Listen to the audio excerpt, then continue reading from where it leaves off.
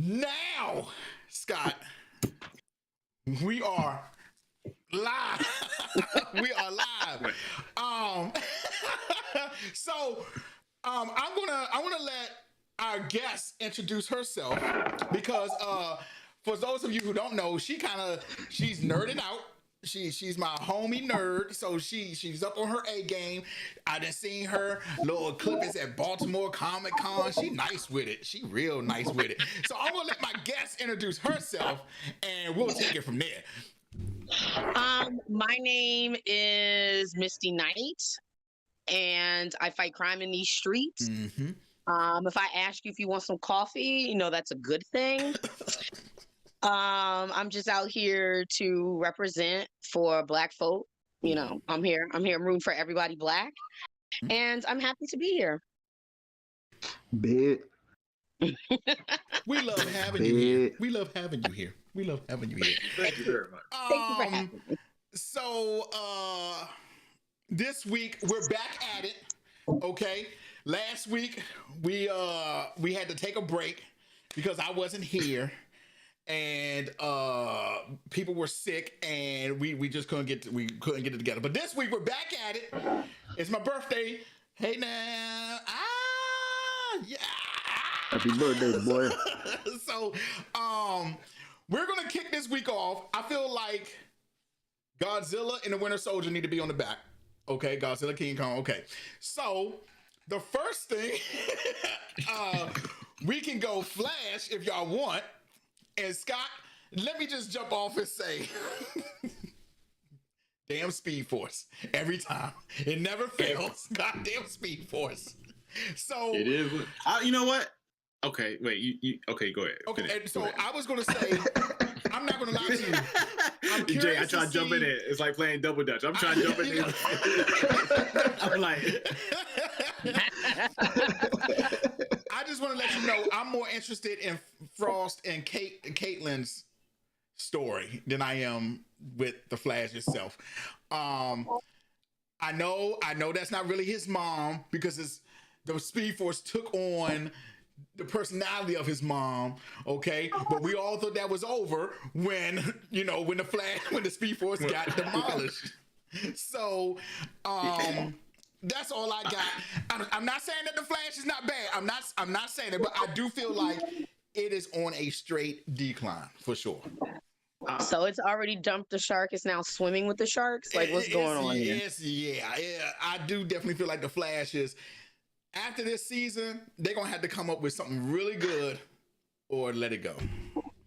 You alright, Scott? Why you zooming in like that? No. I saw your shirt. I was like, oh shit, it's a My Hero shirt. But okay. Okay. I guess it caught me off guard. I wasn't really sure who was going or if I had anything to say. What's this, episode 4 or 5 of season 7? Okay, I gotta be real with you. This episode is confusing. Mm-hmm. Not confusing like I'm not able to follow. It's confusing as how it deals with the rest of the seasons and even though this season started off weird anyway because it was a continuation of season 6, and then they had to midway through going to whatever boss or evil villain, whatever, for this particular season. We still haven't gotten that particular person, but the Fuerza and what's the guy name? Psych. But I will say this: I do think Abracadabra is probably the best villain on the Flash. I know that was last week. Like, I think he is a great villain. I think the mind that he has, the whole, You talking about a moment, not like ever. You talking about him as the actor and his dialogue. Let's not be a prisoner of the moment. Wait. That's what I'm trying to get it together. I'm trying to get him right. The dialogue he had and his the way he delivered it was great. Okay. Episode, okay. Let's run with that. Let's run with that. Not like ever. Okay. Yes. Okay. Right. Because if he say he better than Reverse Flash, then we're gonna have to shut this shit down right here, right now. I'm just saying. But, okay. As far as this episode goes, look, season 7. I didn't like it. I I like the villain. I am trying. You know what? I don't like it just because I'm still not sure what direction they're going. The whole thing with the mom, and I thought that was. Go ahead, say it. It was stupid. It was stupid. Why is the Speed Force still in the shape of? If anything, the Speed Force should be in the shape of fucking Nash. If anything, if it's gonna come back, but why? It's the old Speed Force that died last season, but it's come back in the form of his mother that it did when he went there because it helped him, realize what he was visualizing or seeing in the moment. So even though the Speed Force took many shapes, it took shape of the older Flash, took shape of Iris, took shape of different people, but what spit out was his mom, which, okay, let's just step out of it for a second. First off, that's just fucked up. Like, how many times has he lost the woman who looks like his mother? It's like, I mean, that's just like fucked up. That's overall. But for that to happen, and it's funny that as soon as she dropped out the sky, he's like, oh. He's like, no, that was my reaction. My reaction was, as she dropped out of the sky, he didn't like, Mom? No, he was like, oh. Yeah, he was like, here she is. Oh, yeah. Oh, no, this is Speed Force. Oh, it's not my mom. But who died, a thing died. It wasn't a person, it's something that took the form of a person that died, came back, how it came back. And I know this is still the beginning of the season, and maybe I'm just over it. But I don't particularly care. Oh, what's going on? At least not yet. I don't care. I didn't care about Fueza. I didn't care about Psych all that much. I like the fact that anytime they try to throw the villain and everything just nothing worked, then he still was just kicking ass. I like that.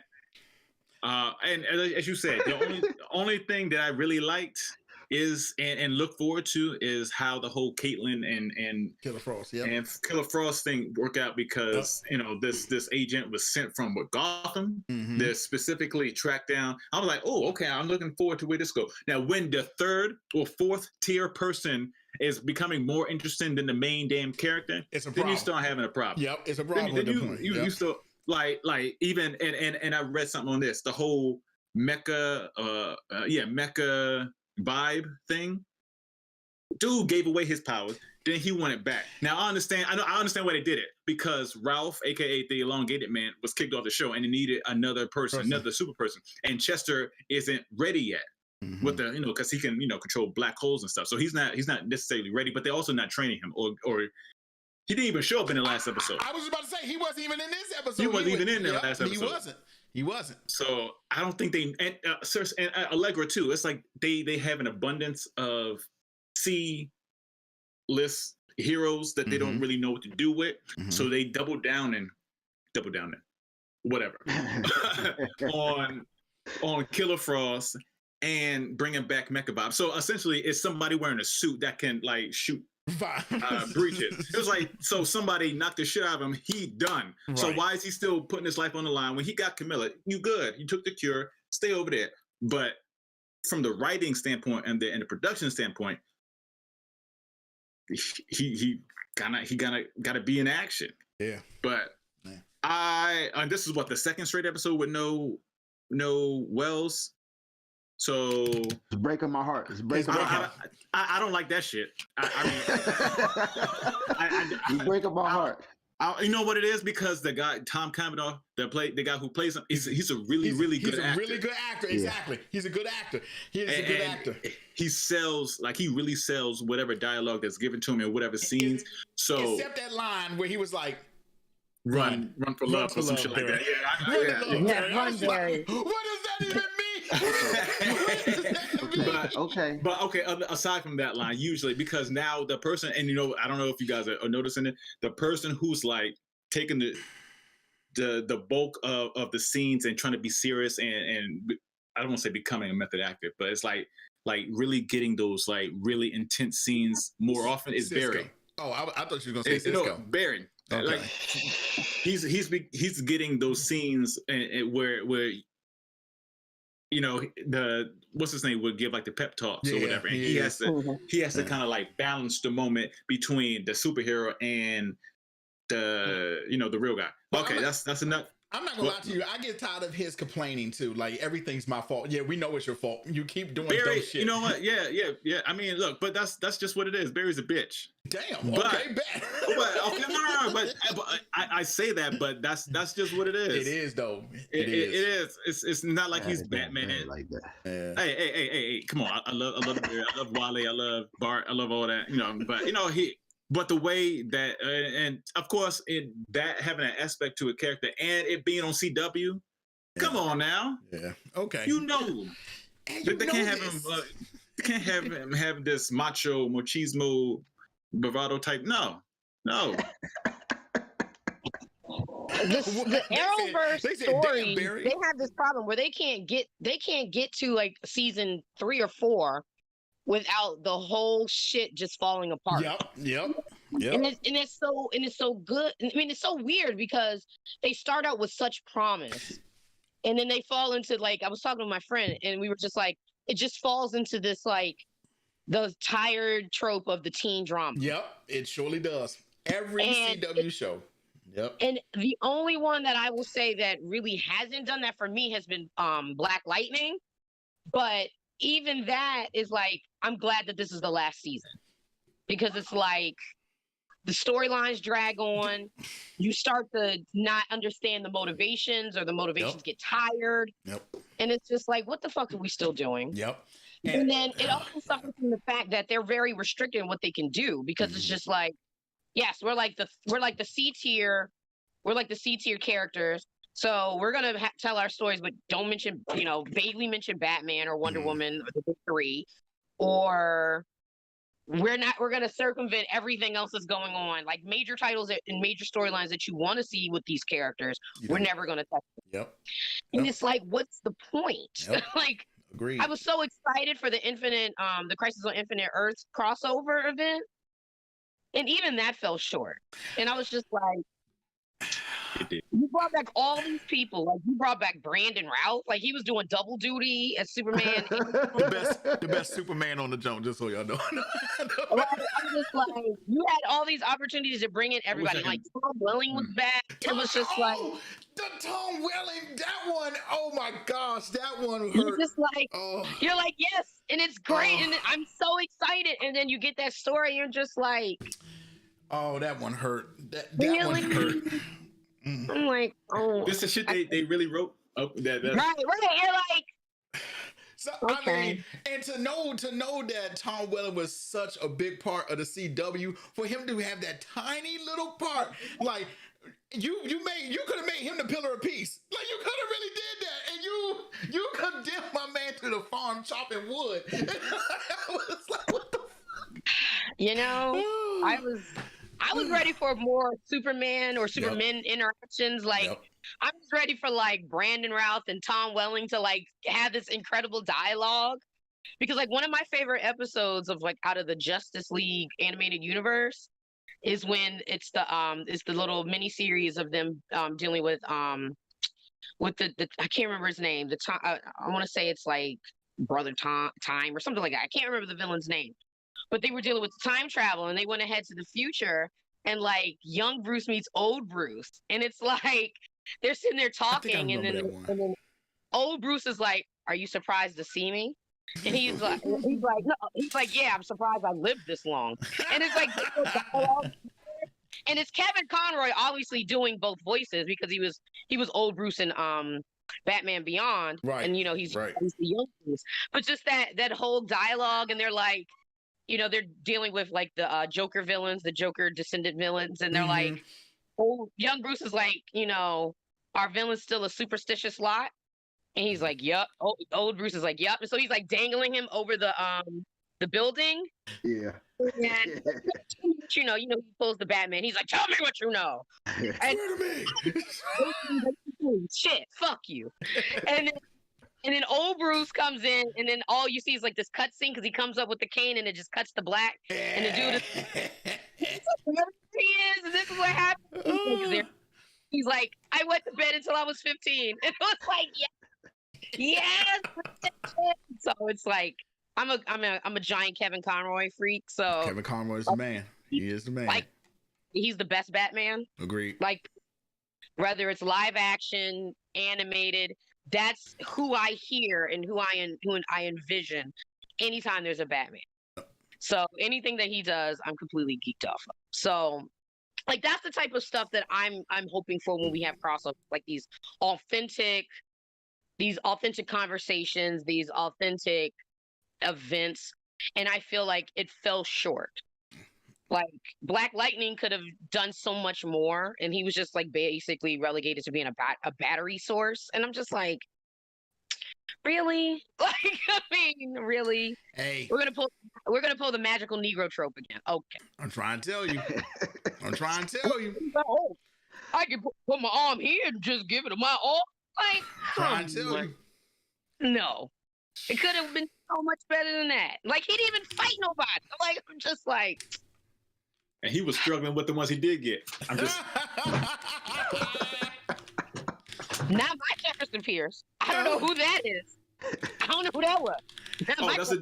That's the boyfriend from Living Single. But the boyfriend from Living Single. Is it? I mean, every time I look at him, that is who I think about. But like, yeah, that's my man, Scooter.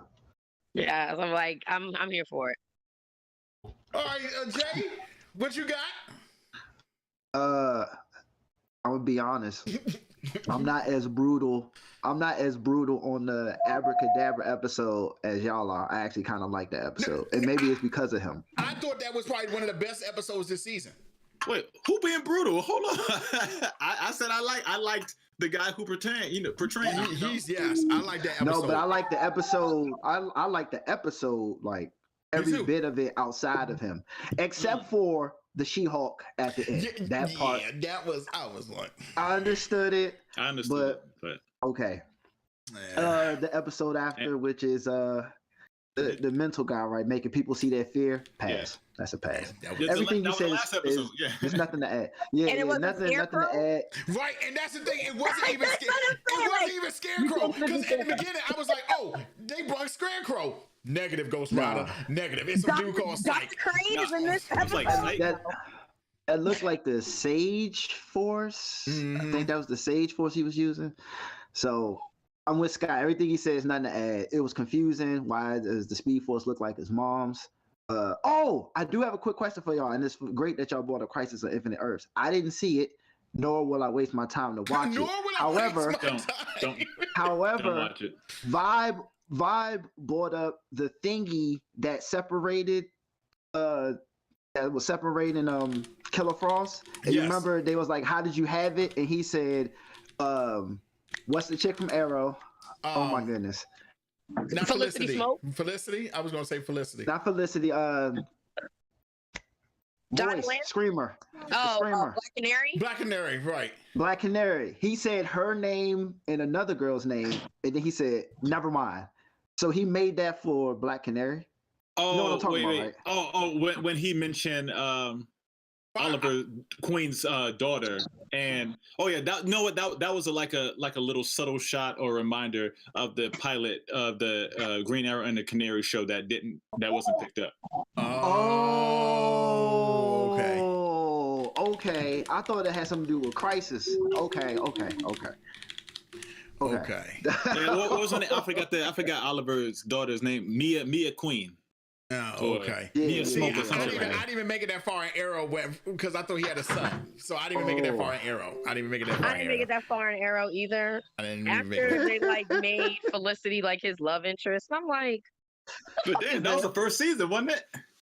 Yeah, but I mean, like it was long. I'm like, this is awful. And then it was like Laurel is a lawyer, and I'm just like, this is who you're gonna get to be Black Canary, who is a martial artist, like almost. I couldn't get you're right. I couldn't get jiggy with that shit. No, I couldn't get jiggy with that shit. And then they eventually brought the real one. Right, like a strong real one comes and she's gone. Like all the attributes of Black Canary they put in for Mr. White Canary. And I'm like, oh, it's better than Who doesn't really exist. Black now, we're saying? Oh, Oh yeah, between the black and the white canary, and the white one is the one that actually lived and did like the great shit, and then the black canary, who wasn't the real one, who was fake and unauthentic, stayed and died twice, only to be replaced a couple times.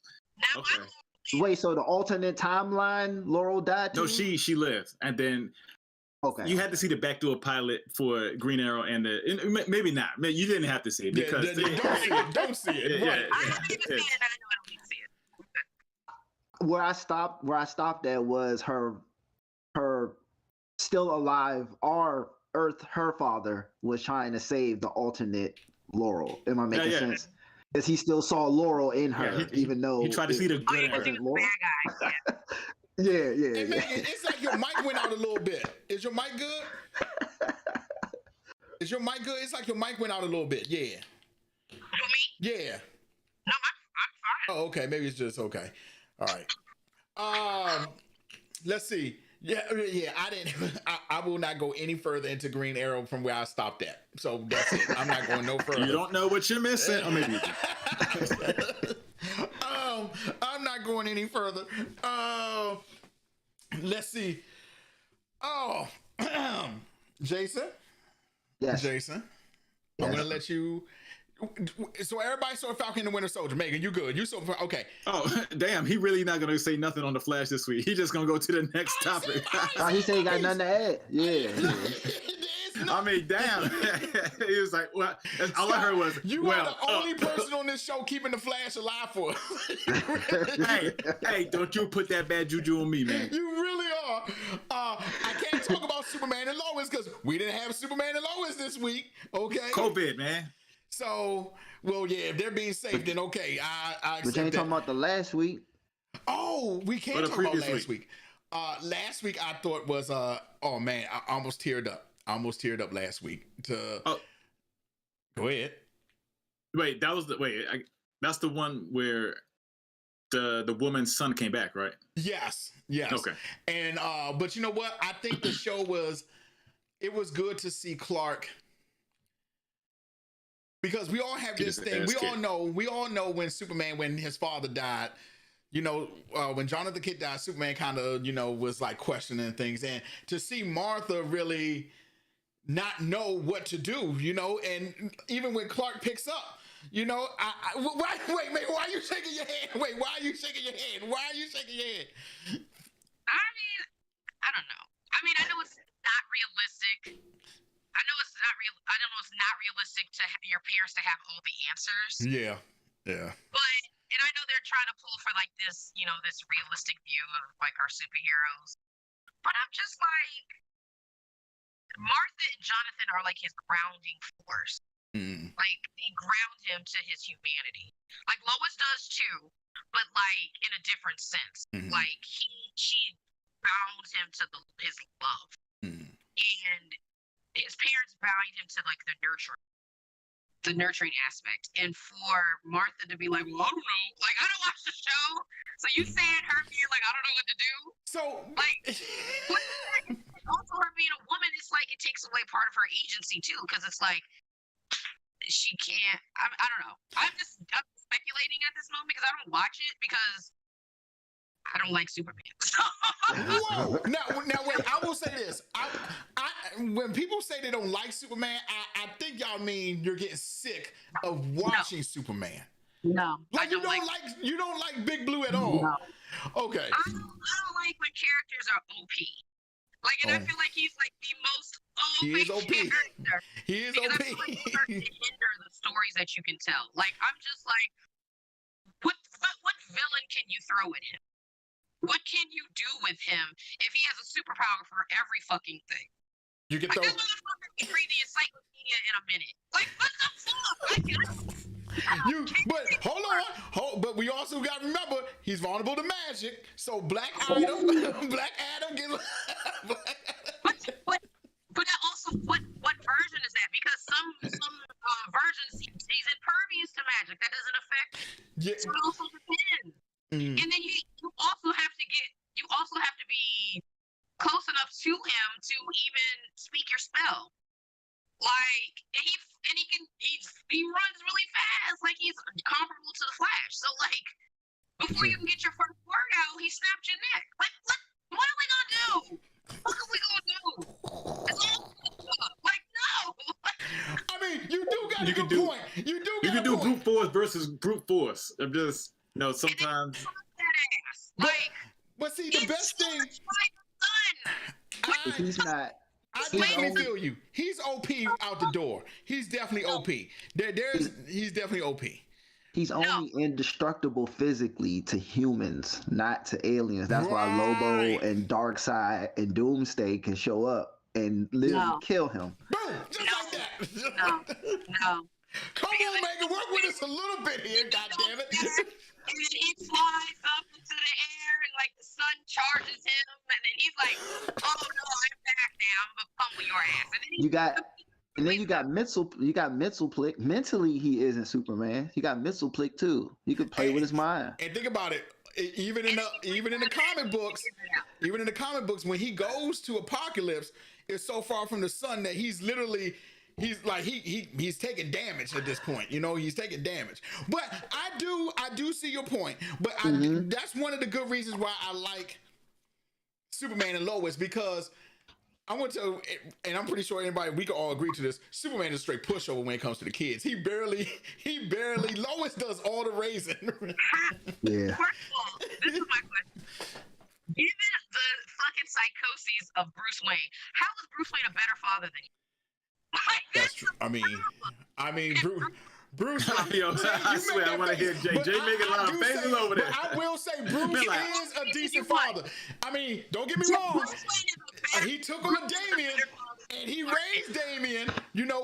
When Ra's al Ghul's daughter was like, "Hey, I need you to raise Damian," and he did a good damn job. Okay, he did. He's a better father than Goku. He's a better father. Yeah. That bar is so low. That bar is low for Goku. That bar is super low for Goku. That bar is. I'm gonna come back to that Bruce versus Clark Kent. Oh my God. But I did like how justice. Bruce had to tell Clark how to deal with Connor. well, That's true. He did. I definitely would say I like the fact that he was reminiscing on the farm, like, okay, my mom was going through this, helping me out, stuff like that. Which the episode was crazy because Megan. So Lex Luthor is black here. Lex Luthor is black. Of course. Now the good thing is Luthor used to date on his Earth. He used to date Lois. So that's right. He was like, "Oh, hey, what this man doing kissing my girl? Your man was really spazzing." Luthor was like, "Oh my God." That was hilarious. So now that was his thing. He's like, "Oh, this black man has digged down my woman." Yeah, literally. But I do think you should really give Superman and Lois a go. It's not bad. It's really not bad. I don't know. Listen, the only Superman stories I like are like Elseworlds, like Superman Red Sun. Like I really enjoyed that story. Red Sun was good. And for folks out there who don't know what that is, it's an Elseworlds story where what if Clark didn't land in Kansas, but he landed in Soviet Russia? Yep. Mm-hmm. Yep. So that's a really good story. I like All-Star Superman. All-Star Superman is so good, yo. It's amazing. Oh my gosh, it was so good. Because I feel like that's the way that Superman has to interact in the world. That was so good. Like I just love that story where he's like, because it really touches on like Christopher Reeve, like the way that he played him, because because in All-Star Superman, he really is played bumbling. Like he's so big and hulking, like he's just like bumping into stuff. Yep. And like he played off, like he trips in the middle of the crosswalk or something like that. He's playing it off because he's saving the old lady from getting hit by the truck. So like that's the type of the storytelling that I like that type of shit. Like, because it's important to me that you get both Clark Kent and Superman right. Correct. I agree. They're both essential to his mythos. That end scene in All-Star Superman when Lex gets Superman's power and he literally tells Superman, that scene is deep. Like, cause Lex finally gets it. Like he gets his power. He's like, whoa. He's looking at the molecules and atoms. He's like, you have the cure for cancer. You have it right here. Like, and Lex can see it. And he's telling Superman, what were you doing? Like, why did you not do this? You could say. And he was like, it's a circle of life. I gotta go with the. It's so deep. Yeah. It's so that scene is so deep, man. Oh my God, that shit was real. But that's the type of shit that I need to see from Superman. Yeah. That's what will make me read Superman. Like those kind of conflicts. Yeah, like that was real. Like that. Like the rest of this shit, no. I'm sorry, but I'm also Team Batman. Like that is absolutely my favorite story. That's my favorite character out of DC. Like he can do no. I'm trying to think who's my favorite DC character. Well, out of the middle, he's my favorite. I would have to really think about that. My favorite DC character. I would really have to think about that. Batman is he's pretty damn dope though. Pretty damn dope. I was gonna say, who's your favorite Bronze Tiger? Bro, go ahead, son. Don't disrespect me like that. Play Bronze Tiger. I don't know who would be my favorite DC character. I do like reading Swamp Thing and Constantine were really my go-tos. Like I really liked Constantine. I was told to read them because I would have liked them. Yes. I haven't. Alan, what's the dude that did Swamp Thing? Grant Morrison or something? Grant Morrison. Definitely read his Swamp Thing. His Swamp Thing is the business. Well, usually if you see Grant Morrison, you should probably pick it up. Facts. Because he did All Star. So it's like facts. Because he's either super on point or he's super batshit crazy. Yeah. He's going ape shit, right? He's going ape shit. Right. So yeah, I did enjoy. I mean, but then again, it's Superman. It's really not too. The family aspect of it always gets me. So, but I did think it was good this week. I mean, even though we're not going to get it for like another couple weeks, probably like until May. So bastards. Ooh, that's Supergirl. Yeah. So Supergirl is gonna finish doing this thing, which should have been over a long time ago. Supergirl should have been over a long time ago. I can't believe people watched that. Well, I will say the first 2 seasons was okay. I know it was on Scott, but the first 2 seasons was not he's like, but wait, the first 2 seasons dope. I can vouch for that. Bad. Back when it was on a whole nother network. The first 2 seasons of Supergirl was not that bad. If you describe a show as not that bad, it was. Chances are it's probably that bad. But I definitely felt like Supergirl suffered from the same thing Black Lightning did and the same thing Batwoman did. The writing, you could just tell there was no initiative. Same exact thing. Because we know the difference. There's a subtle but not so subtle difference between Supergirl, Black Lightning, and this season of Batwoman. Well, I'm not gonna lie. Batwoman was doomed before it was. I mean, its first 2 episodes, I was like, nah, this ain't gonna make it. Its first 2 episodes. Did they replace your girl? Did they just replace your girl? They just replaced your. They replaced Ruby Rose. Mm-hmm. Yeah. So they're gonna put her on the Infinite Crisis poster now instead of they're gonna Snapchat that, you know what I'm saying? I think they put that new Photoshop that in there. I think they put that new girl in there to kind of close out that story because of the will she return or won't she? It's like, okay, look, we're gonna have her. I think they're gonna have her alive, but I think she got burned or some shit like that, and that's why she looks different. See the CW Black Lightning, like Black Lightning. See, bro, see. Oh no, Black Lightning, she blew up. Come She on, man. blew up in Black Lightning. She blew up. That shit was hilarious. I know, but I'm trying to tell you, the dialogue in Batwoman is bad. The dialogue is bad. It is really bad.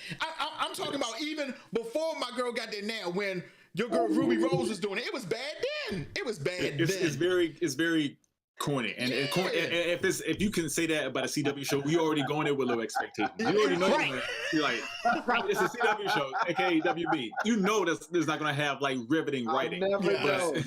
You damn it, you know. You know. I was like, bro, this is so bad.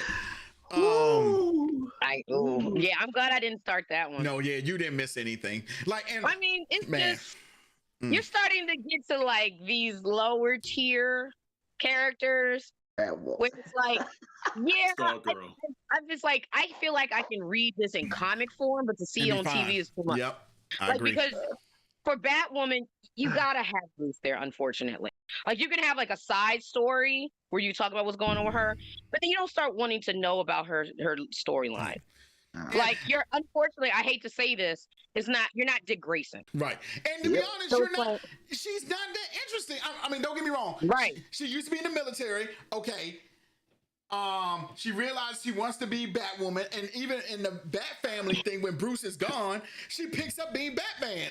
I mean, she beats Batwoman, but No. just glide over. Hold on. She was in military school. She got kicked out. Her uncle Bruce, aka found out who Batman, went missing. And then she somehow discovered it. That's the CW part of it. That's the CW part of it. And that's what we're discussing though, because the actual hold on. First off, you're not gonna have me thinking or have people thinking I'm capping for Batwoman. He's like, All I'm saying is get it right for the WB CW version. Okay. And first off, and just to go further, we talking about Superman and Lois. You said your piece. Jay making his faces. Go ahead. Spill your piece, Scott. Go about Superman and Lois. Go ahead. No. Jay, go ahead. Oh, Jay, give it Jay. This was the kid got the super speed, right? The at the end, this happened at the end, right? That was wailing on Jordan. Okay, yeah. And the non-power brother is getting so pissed off that he's ready to leave. But we called that. Right? But we called that. We called that was going to happen. We said that was going to happen. We said that. We was like, he's going to be jealous that he doesn't have the powers, and he's going to get upset. We called that one though. We called that. Are there black people on the show other than Lex? The girlfriend's boyfriend that beat the hell out of the kid, but now they're best friends. But yeah, it's that one guy. It's two black people in the show. It's two black people in the show. Only two people. And Lex. Sorry.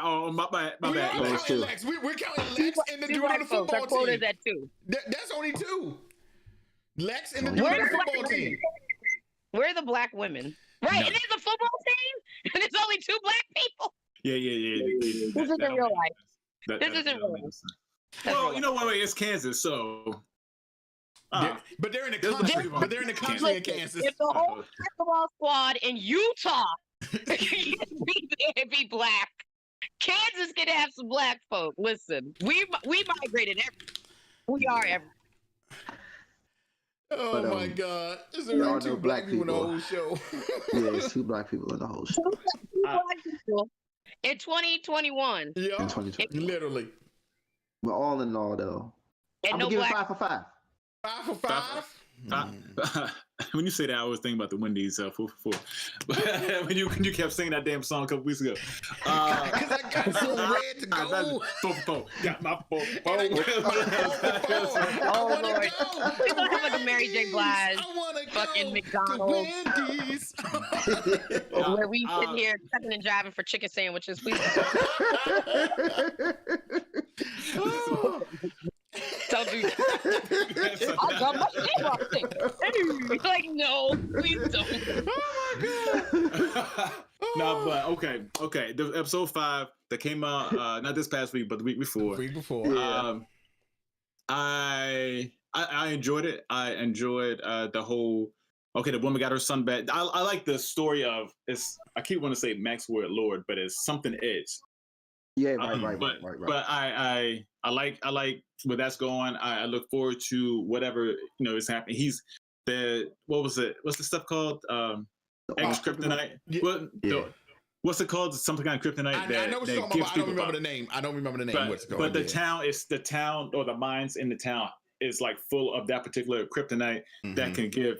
That's how people are getting their powers. That's how people are getting their powers. Correct. I'm glad. And so he found a way to kind of manipulate that and give it to his henchmen or whatever. But that was like in a previous episode. This last episode was more in depth about the woman son who miraculously came back. He has powers, and he just combusted because I guess his body couldn't handle it or whatever. And I like the fact that Lex was tracking him down, like his robot assistant, his robot infused RV from the spaceship. It's like, damn, how do you get that technology inside an RV? It's like, okay, but him tracking him down and then shooting him out the sky, that was wild. When Lex, I was like, what is he gonna do with that rocket launcher? It's like you got a hell of an aim. Hold up, I don't know what Superman on your Earth, but that's a hell of an aim for real. Oh my God. And the fact that he was able to reach Superman that quickly, it was just like, for real. Yeah. But of course, that's just how the show is. That's CW. That's CW. That's you know, CW. hey, out of everywhere on Earth that Superman could be fighting, he just happens to come right back to the town, only 10 minutes away. Shit, I can drive over there. Let's go. That's CW for you. Other than that, yeah, it's intriguing. You know, it sucks. We gotta wait like a month till it comes back. But it's keeping my interest. I guess I give some damn about the family aspect of it. With the you know the son who with the son with the powers is doing good, kind of thriving. You know, probably got a little side piece on the way. He don't know. he may or not get the girl. We don't know yet. She friend zoned him. She did. She did. She friend zoned him. She did. One of the toughest boxes to get out of. We know. I know. Scott definitely knows about that friend zone box. He definitely knows. Oh well, damn. Hold up, definitely. You don't. Okay. Oh shit. Oh my God. And the brother without the powers, Jonathan. And then his girl, you know, breaking up with him over the. It's like real CW TD Bopper love story shit that I really shouldn't give a fuck about, but it helps the story move along. If some epic shit were to happen later on, like the Jonathan is so fucking pissed that his parents moved him there that he finds some real kryptonite and like stabs his dad in his sleep. I'm waiting to see some shit like that. That would interest me. Okay, I agree. But that's my take.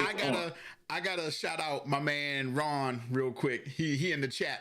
This man barely come through the chat. I'm shouting him out. When you see Megan with the wave for you, Ron, that's what we do around here. That's what we do.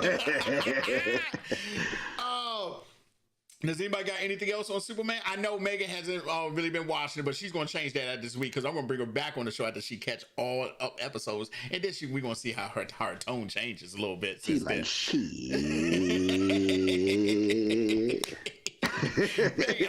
Oh my God.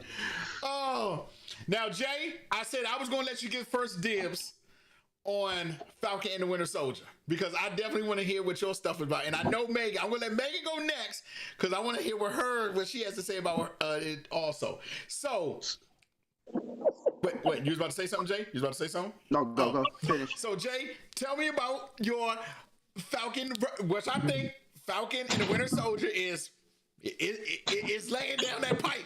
It's laying down that pipe. I like it. I didn't even look at Megan, but I had the same question. I was like, laying down a pipe. So Falcon and the Winter Soldier is Mr. Marcus now? Like, what's going on? I'm gonna let you. 2 and 3. Uh-huh. Episode 2 and 3, right? Yeah, because that's what we're gonna 2 and 3. Do.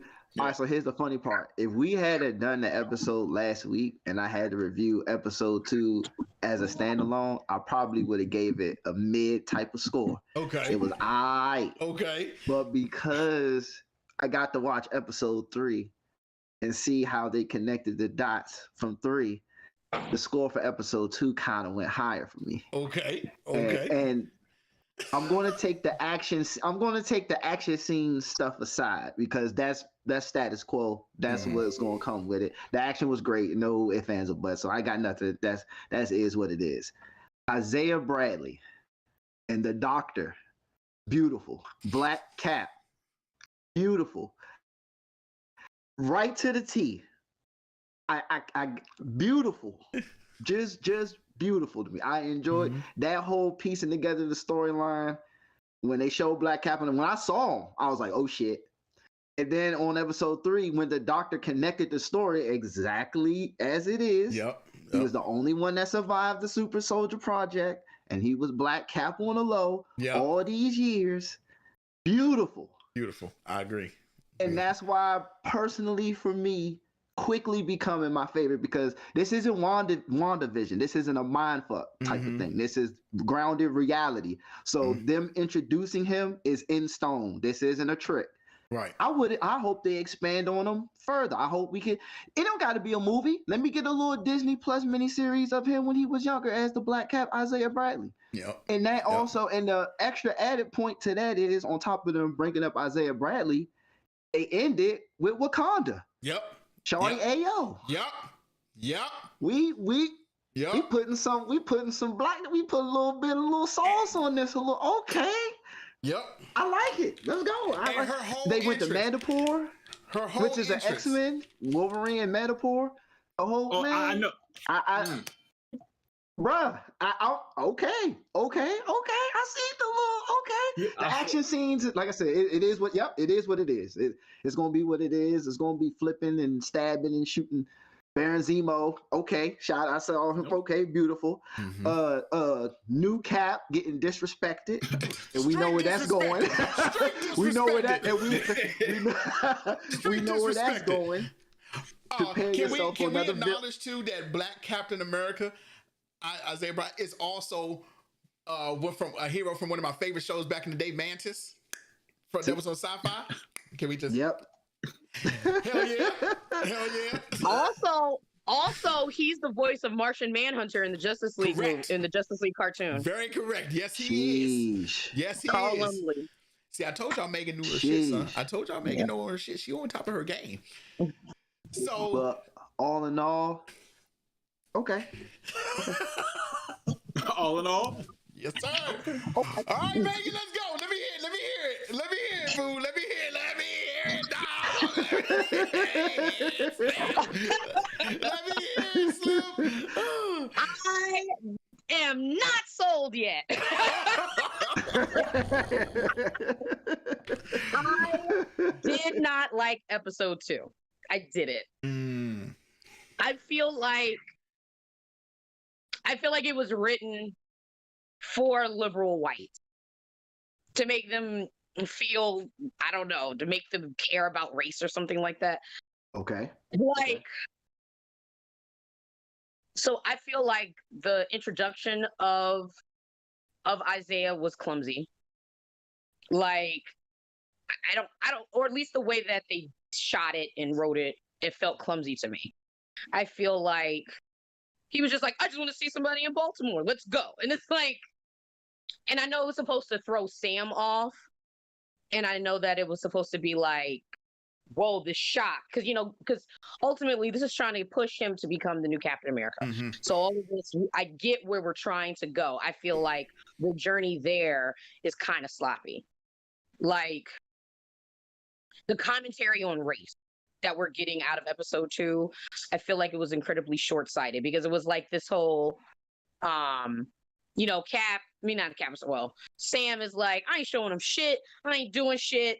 And, Bucky's like, no, just show them the ID. Just show them the ID. And I'm just like, really?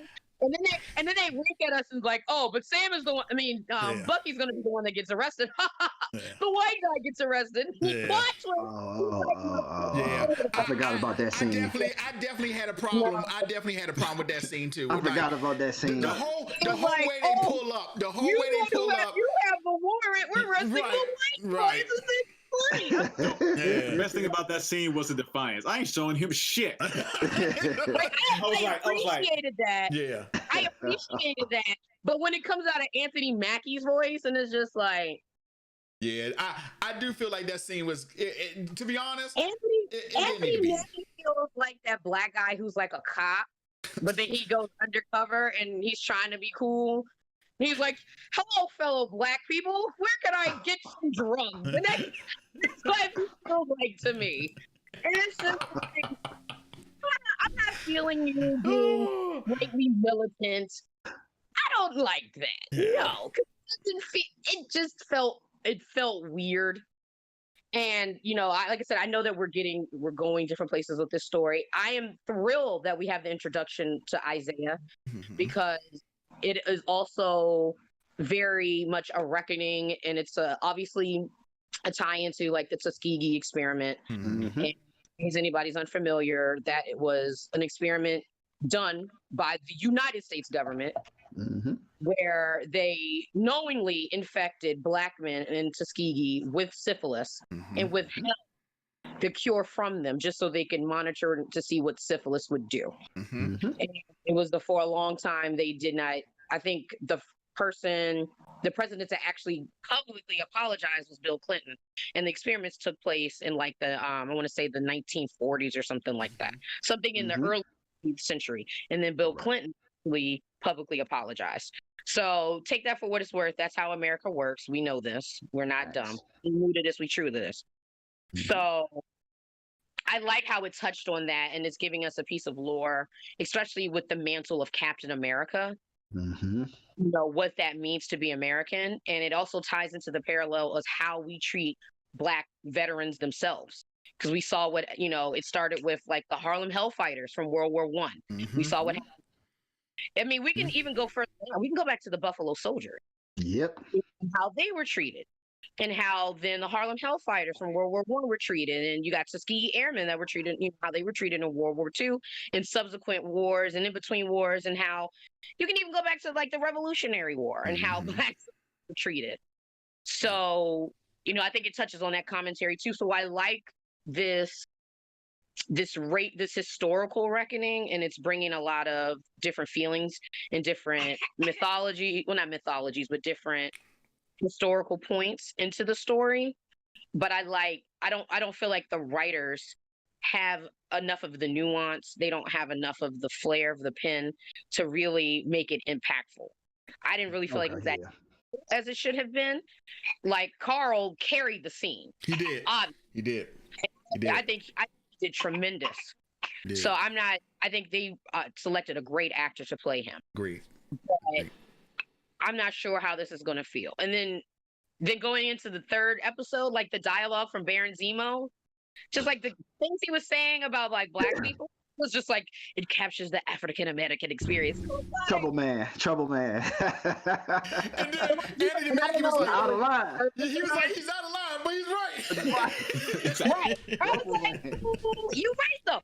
But I do appreciate that this show aired on April 2nd, which was, the day of Marvin Gaye's birth. So Mhm. I don't know if they understood that or if that was just a coincidence that they brought up Trouble Man. But it's like that type of writing, it just felt out of place. Mm. And then for Sam to say it, and it's very true. You're hard pressed to find somebody who doesn't like Marvin Gaye. But then I'm also like, I don't feel like Captain America would like Marvin Gaye. So I felt like that was like a lie. It's just little things that I'm like, it just didn't feel so authentic. Yes. So, and then Baron like making a comment to Sam about, when Sam was like, I feel like I'm dressed like a pimp. And he was like, oh, a Black man dressed nice, you automatically think pimp. And I'm like, first of all, motherfucker, you're not even Black. You can't say how we feel about the way that we dress. There's a reason why he feels that way. You're not Black and you're not American. Get the fuck out of here. Like, I didn't like that. Like, I felt like they were trying to be like, oh, this white guy's woke too. Like, he knows stuff about Black people. And it's like, it falls short. It falls on deaf ears, at least for me. I didn't like that line particularly because you don't know, as a Black man, you don't understand what Sam goes through and what he's seeing and how those clothes were very much like a gaudy pimp. Like, there's reasons why he said that. Mm-hmm. Like, it's not that he looked well dressed; it was the gaudiness to Yeah, it. the shades on. He was posing. People doesn't get that. It's like you're speaking to things that you have nothing, you don't know about. Yeah. I don't know. I'm picking, yes, but I pick when it comes to conversations around race, and especially the ways in which white people speak about Black people. I'm very particular about, because it's just like, what are we doing here?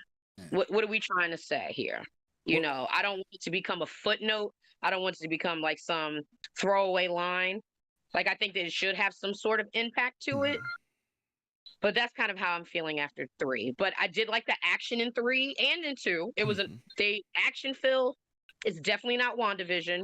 I think that's important to make that distinction. It's not WandaVision. It's going to be action heavy. It's going to be more of a beat 'em up. So I appreciate that. I think they've done a wonderful job outside of that. The conversation with race, I'm willing to give it more of a try. I'm willing to stay with it and stay the course and see what happens. But they got to come better. They got to come better. Yeah. So far, for me, all the race interactions that have taken place, I kind of have. I definitely have a problem with. I had an issue with him at the bank, and I hate that he had to say he was the Falcon for him to even the guy to even consider oh, well, since you're the Falcon, I didn't like that whole interaction with that. I didn't like that. And it's funny you brought up him dressing like a pimp thing. I had a problem with that because I definitely felt like out of those two, Bucky dressed for the occasion, your man dressed for the occasion, and he was completely out of place. And even if you take a look in that scene, he was the only colorful person in there with that suit. Everybody else was dressed in black and everything like that. He could have had a nice suit, and it would have been fine. So I did have an issue with that. And I know I'm jumping back and forth the episode, but the Isaiah Brad, I did like how Bucky was kind of okay, I gotta let you meet somebody, and it was the Black Captain America, and I actually liked that whole interaction scene. I liked how he was no, and you brought up a good point. Look how they treat the vets, because look, he was living you could tell. He had been here for a while. This man had fought for our country, and look where he is. And look what he's the whole conditions he was living in. And Sam goes, wait, there was a Black Captain America the whole time, and even he's like, wait, did Steve know? And he's like, no, Steve didn't know. The interaction when it came to the cops, I did not like that at all. First of all, they were just talking in the middle of the street. Cops pull up and automatically assume. I get where they was going. With it, but I'm like, seriously? You okay, son? Everything okay? Yeah, literally. They're literally, is everything okay? And like you said, Megan, they tried to hit us with the okie doke. Well, we're going to arrest Bucky and not the black guy. Okay, wow. But they were so polite about it, though. It was I'm sorry, I got to do this, but yeah, right. I'm so sorry, I got to do this. And just the fact that I'm pretty sure they're trying to say something here. I just don't know what. But it's every time he has to tell people he's the Falcon. He had the other cop was hey, man, he's the Falcon. And they oh shit, I'm sorry. Why does he have to be like that in the first place? Otherwise, if not, he's just another black guy. So he has to be I'm the guy with the wings, Yeah, right. I'm the guy with the wings. Right. I did I definitely think the first episode for me was a filler. I thought we just breezed through the first episode. Second episode, I definitely liked. I love Bucky and Falcon's chemistry. I like that. I like how they're on and off. The therapy session, that one kind of touched home for Bucky, and he was she was really, first she made him get close. I was like, hold on, that's a little too close. I would have been back up, baby. But when they actually says, and Bucky says something so important. He says, Steve trusted you with that. He wanted you to become Captain America. If he was wrong about you, then he was wrong about me. And that really hit home for me with Bucky, because his whole thing was, I'm better because Steve believed in me. But if he was wrong about you, hell, I can still be the damn Winter Soldier out here killing people, So I thought that was a real touching, that one really hit home. I was like, oh, okay, bet. Third episode, I liked the whole them on the run trying to get this together, and I love how your man, the bad dude, I forget his name, he's a great Marvel villain. I even said that when he was in Baron Zemo. Yeah. Oh, Zemo. Yeah. I love how his brain works and everything. Just like your man, when he looked for the gun and shot the dude anyway, I knew he was gonna plug him, because I was like, he know the formula to the winner, so he about to cap this dude right here. He gonna cap him. I said, and he took him right out. He was like, oh, so hated the Silver Soldier. Say less, bam. Like the minute that dude told him, "Oh, I figured out the Super Soldier Syndrome," he knew he was dead. He was like, "Oh, I'm gonna kill him right the minute he stopped talking." So I thought that was good. I definitely think the episode is definitely going for Lethal Weapon type vibes. I definitely feel that Lethal Weapon vibe. I definitely want them, Megan, like you said, to handle the race thing a little bit better, because I can see now we're going to come into a lot of those interactions where Bucky's going to know, okay, he's a white guy and Falcon's a black guy, and we're going to know that Falcon's going to get treated some type of way, because I can already tell that in the show. I just want them to handle it a lot better, because I wish they didn't go that direction. I wish it just was straight down the middle. They could have just did it like straight down the middle. We get a lot of these interactions now because of the whole, situations we be in, because we talked about this for a whole bunch of other shows, and I get that they're trying to throw awareness into it, but to me it's not just real. And Jay, I use this as an example all the time. That time in DC when we got pulled over by the cops. Yeah. I take that one in consideration because that one affected me. We were literally put on display in front of the Capitol, people taking pictures of us on the tour bus driving past. I'll never forget that. And we ain't do nothing. Six black dudes in handcuffs, four of us taking pictures, people on the tourist bus taking pictures of us. I would never forget that. You would think we had a kilo of crack in the trunk. It was none of that. It was none of that. None of that.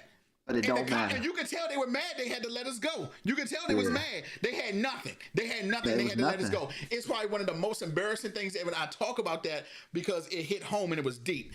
But I definitely think the Falcon and the Winter Soldier, I'm going to go ahead and say this, y'all. Right now, it's pulling up a little bit over Winter. Stop it! Stop it! Over Stop Wanda. it! Stop it! It's Stop a it! little bit Stop over it. Wanda. Stop. For once, Josh. Wait, you're wrong. Wrong.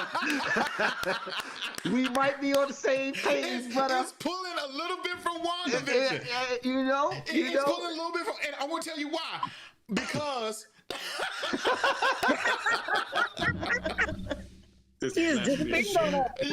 but Scott, I'm gonna tell you why though. Because it literally takes on the formula. Have we not said that the Winter Soldier is probably the best Marvel movie? It's literally taking that same thing, because it's not all about the action.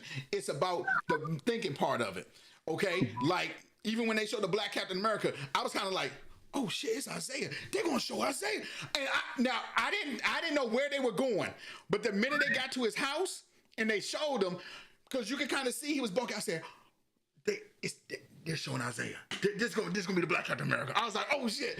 And then for him to not even, I love the way how he was like, you're not gonna come in here and sugarcoat and you think we're gonna be all buddy. No, because they treated me like shit. Let me tell you what they did. I was like, it got that. And it's taking that same formula that I love with the Winter Soldier. Hey son, it's like here, Scott. It's like I couldn't believe they went there. I couldn't believe they went there. I couldn't believe they Black went there. Cap. And I will say this: Marvel is doing. I don't know if you had so Megan, but we talk about a lot on the show how before the Avengers and Iron Man, only maybe us because we nerd out and stuff. But if you was to ask anybody on the street, give me 3 Avengers, they wouldn't be able to name you one. Probably Iron Man and Captain America. That's it. No, I mean, but that's because they didn't have X-Men. Right, exactly. Like, you gotta remember that all of this is predicated because Marvel did not have access to the X-Men or Spider-Man. Had they had that, those are the stories that would have been told. Yep, we tell them all the time. You either name Spider-Man. Would you have believed that we would have had 3 Iron Man movies? No. I'm trying to tell you, man. It is so, and I love how Marvel is taking Black Panther. They're taking Isaiah, and they're getting people hip, because I know people Googled. Like, hey, I wonder, who is this dude? What are they talking about? He's like a Black Captain America. I know people was like, bullshit. And they typed it up. It's like, oh shit, there really is a Black Captain America. You know what I'm saying? And with that, the story written about Isaiah Bradley that was most recent run was called Truth, Black, White, and Red, White, and Black. Mm-hmm. Obviously, as you know, the demand has gone up because it was at one time the whole because it's like it's like 7 issues. Mm-hmm. You know, it was like, you know, cheap, like maybe $20 or something like that. Now it's upwards. I think the highest that I've seen is 800 because I wanted to pick it up because I do a podcast, you know, with Phantom Comics, which is based in DC. Go holla at them. 2010 P Street Northwest. Shout out to Phantom Comics. Bam. Yeah, had to plug them. You know. But they, I do a podcast with them, and you know, we were talking about kind of the stories we wanted to tell, and given that this is the tie-in to the Falcon and Winter Soldier, we wanted to cover it. And just looking at the price, because I wanted to own it. Mm-hmm. Like, come on, it's about a black character. Right. I'm a whole for it. Right. Yeah. But it's like $800 some dollars, so we're probably gonna have to, you know, go on Marvel.com and look at the digital version. Yeah. But it's like, you know, the interest is shot up. You know, it's one of the great things that we're seeing with this hyper focus on comic book stories. Mm-hmm. You know, that's why we're getting TV shows about Batwoman. Exactly. Like exactly. Not even a second tier character, a third tier character in the Batman mythos. This is why we're getting these stories. Yep. So it's a double-edged sword. But I'm glad that Marvel, I like the direction that they're going in. I agree. There's some missteps here, and that's not to say that episode 2 was awful. Mm-hmm. Yeah. But I feel like it could have been nuanced because I think it's important to have that authenticity. We need to have the authenticity of the experience of a Black person in America. Yeah. Agreed. So I'm not mad that that interaction with the cops happened. I just feel like the way that it was shot, the way that it was written, Right. it could have been better. Right. I mean, because you know, you have to take in to where they were. They were in Baltimore, Maryland. Mm-hmm. You know, so there's always this tension between the cops and Black people in Baltimore. Yep. Yeah. So I'm okay with that, but it was just like they just like ran. I don't know. It was just it You're didn't right. feel, it didn't You're right. feel It didn't real. feel It felt like it was a written for TV exactly. show. Didn't they just pull up? Right, and, I they just just random- and that's my whole thing. Like the scene needed to happen, but if you're going to show awareness on that, you need to show how it really goes down. You know, I just felt like it wasn't like. And then Bucky even trying to say, "Man, he got his ID." I definitely feel like it wasn't authentic. Like I get where they was going with it, but Yeah. I just didn't feel it. I'm kind of like, okay, this is I see where they're going, but it didn't hit home. Now, like that scene in Black Lightning when he gets arrested, that one hit home. That one hit home because that was the first episode. That was the first episode one. That one hits home because you could feel it, and the acting in it is so superb, and you're like, oh my gosh, I know what he's going through right here. So yes, I definitely agree with that. But I think it's also a testament. I don't know the exact makeup of the writer's room in the Falcon and the Winter Soldier. It's a difference when you are a lone Black voice in a room full of white people or other people versus being in a room with majority Black writers. And I think that's what we have to remember with Black Lightning. There's way more than just one voice speaking to the Black experience. And I think that's where we fall short with these diversity talks, because it's like, oh, we throw one person in and that solves it. And it's like, no, Black people aren't a monolith. Right. So one person can't take on the gravitas of dealing with how it feels to be a Black man in America. Even if it is a Black person, a Black man, he can speak to it, but there's like so many nuances. And then it's like, it has to be a collaborative effort, I feel like. I agree. Because to put that weight on one person and have them, well, you need to write this intense scene, and you know, Bucky and Sam need to be accosted in the street by cops and stuff like this. And it's just like, I don't know, it didn't touch me the way I felt like it should have. Right. And then also a side note, there's also the theory that we're still working toward Young Avengers. Because I believe his grandson that answered the door, I think his code name is Patriot, I think. So that's who they're touching on. We're supposed to get a Kay Barton and all this other stuff. So that's still the theory. So we'll see what happens and what leads from this. But I don't know where this story goes as far as race goes. Yeah. Because there's gonna have to be. You can't just throw Isaiah Bradley in there and have that heavy topic and then do nothing with Right, it. exactly, Mm-hmm. exactly. So, I feel like they're definitely going to circle back to him. They're definitely going to circle back to him. I feel like they're definitely going to They do that. better. Yeah, they they would have have to no because he's choice. the only one left. Yes. Because it went from like I think it was like what 300 black soldiers Mm-hmm. who were given the serum, and then only like 10 or 5 or 10 survived it. Yep. Mm-hmm. And then they sent everybody into the field, and he's the only one. Yep, he's the only one that came out. He's the only one that came So you alive. have to touch, like, Megan, you know your. yeah.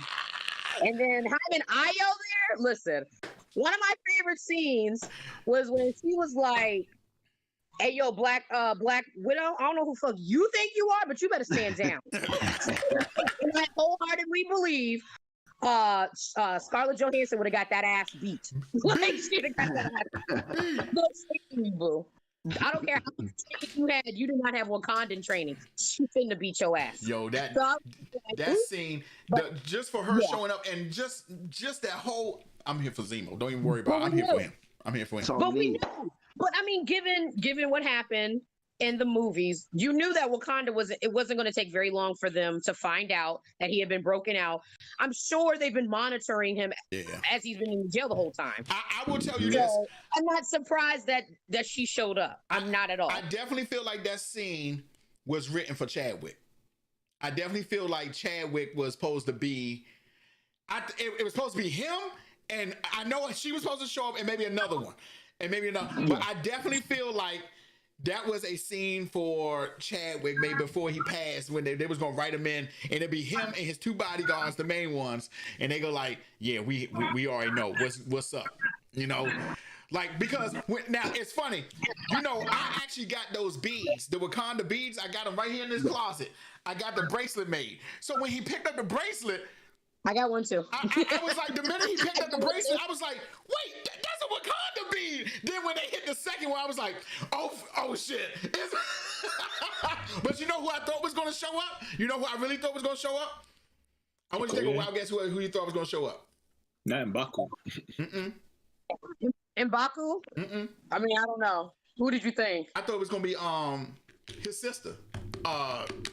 Shuri. Shuri, yeah. I thought she was going to show up. Yeah, I thought she was going to show up. Wasn't going to be her because she's in hot water right now with Disney, given Twitter. Yeah, that's right. I don't even know if she's That's going to remain. right. I don't think she's going to remain Shuri for a long. I don't know. That's right. She did. She was kind of going ham. She was. Yeah, I don't know if she's going to have a job. I forgot about that. So I didn't think it was going to be Shuri. I definitely didn't think it was going to be her. Oh man, I forgot about that. But I really thought she was going to show up.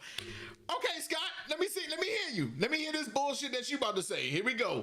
Let's go with the bullshit. Here we go. First off, hold up. First off, I don't like these disparaging words right before I go. You know, just give me my time, give me my flowers or whatever the terminology is. Let me have my piece. All right? Okay, you can have your piece, brother. Thank you. Okay, start with episode 2, because you know I'm not going to acknowledge the first one, except for the action scenes. There's really nothing. And that stupid ass bank scene. Okay, episode 2. Okay, the Isaiah, the black cat. That was interesting. I didn't know where they were going. When he said, "I gotta introduce," it could have been any which way, but I appreciated it. I love the scene, how intense was that, and they weren't buddy. And he was like you said, I'm not gonna sugarcoat this. No, you know what the fuck, like know what I did, know what they did, know what I've been through. And something that Megan had mentioned about the Young Avengers and their grandson, just even though he didn't get let up FaceTime, it was just funny through the door interaction. If the serum is hereditary or the effects of it is hereditary, and if so I look forward to seeing if that's going to be explored. The Falcon and Winter Soldier is only 6 episodes, which is. Oh really? I didn't know that. Yes, it's only 6 episodes. Oh, that's whack. Damn, that's whack. Yeah. So I'm not sure how much can be explored within the next or the last 3, but I'm trying to think what else happened. With episode 2. can't really think of episode 3. So it fresh still in my head. I appreciate the fact they brought back Sharon. Or they didn't just make her just disappear off the face of the earth.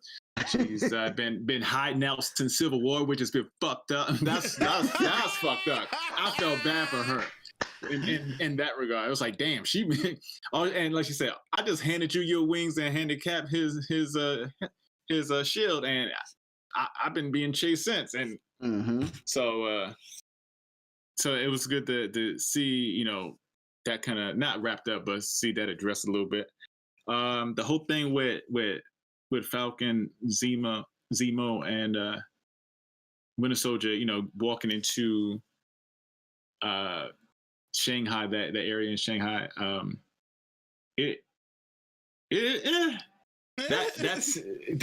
that scene was it is what it is. No, I guess that the whole I look like a pimp thing. I didn't know how to. I didn't really know how to react to that, especially having someone else kind of explain it that wasn't black. So that was weird. It was just weird. How the fuck are you gonna tell me how I feel? If I feel like this, then this my interpretation. This what I seen. This is my thought process in this particular moment. But it was just weird. Trying to think what else happened in the episode that was significant. It was a lot. Oh, the scene with the scientist who recreated it. Like that scene when Zemo just shot him, like that shit was hilarious. As soon as it was just funny. It was just funny. It was like yes, I was caught up. I was turned to dust. I got caught up in a blip. That's why no one's ever heard of me. But now that I'm back, picked up where I left off. I'm back. I'm picking up where I left off. So meanwhile, you just like, all right. and that's it. That's it. And that's it. But I appreciated the real Zemo coming out. Put his mask on. Just not giving a fuck about anyone's lives. He really didn't. Like I appreciate seeing that for a small glimpse. Even putting this fucking mask on. Yeah. I'm trying to think what other stuff of significance happened that because all three of y'all had your time. I've been biding time, and I was waiting, and then half the shit just went out my head, or it was already addressed. So you don't want to just repeat it. But overall, I definitely enjoyed episode 2 and 3. I look forward. I love the back and forth banter between them. I don't know why they wrote Anthony Mackie that way, or it could just be the lines that he's been given, and then he's putting his twist on the words. But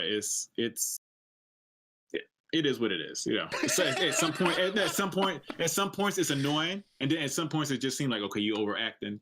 At some points he's saying the line like he thinks a black person in that position would sound like sometimes.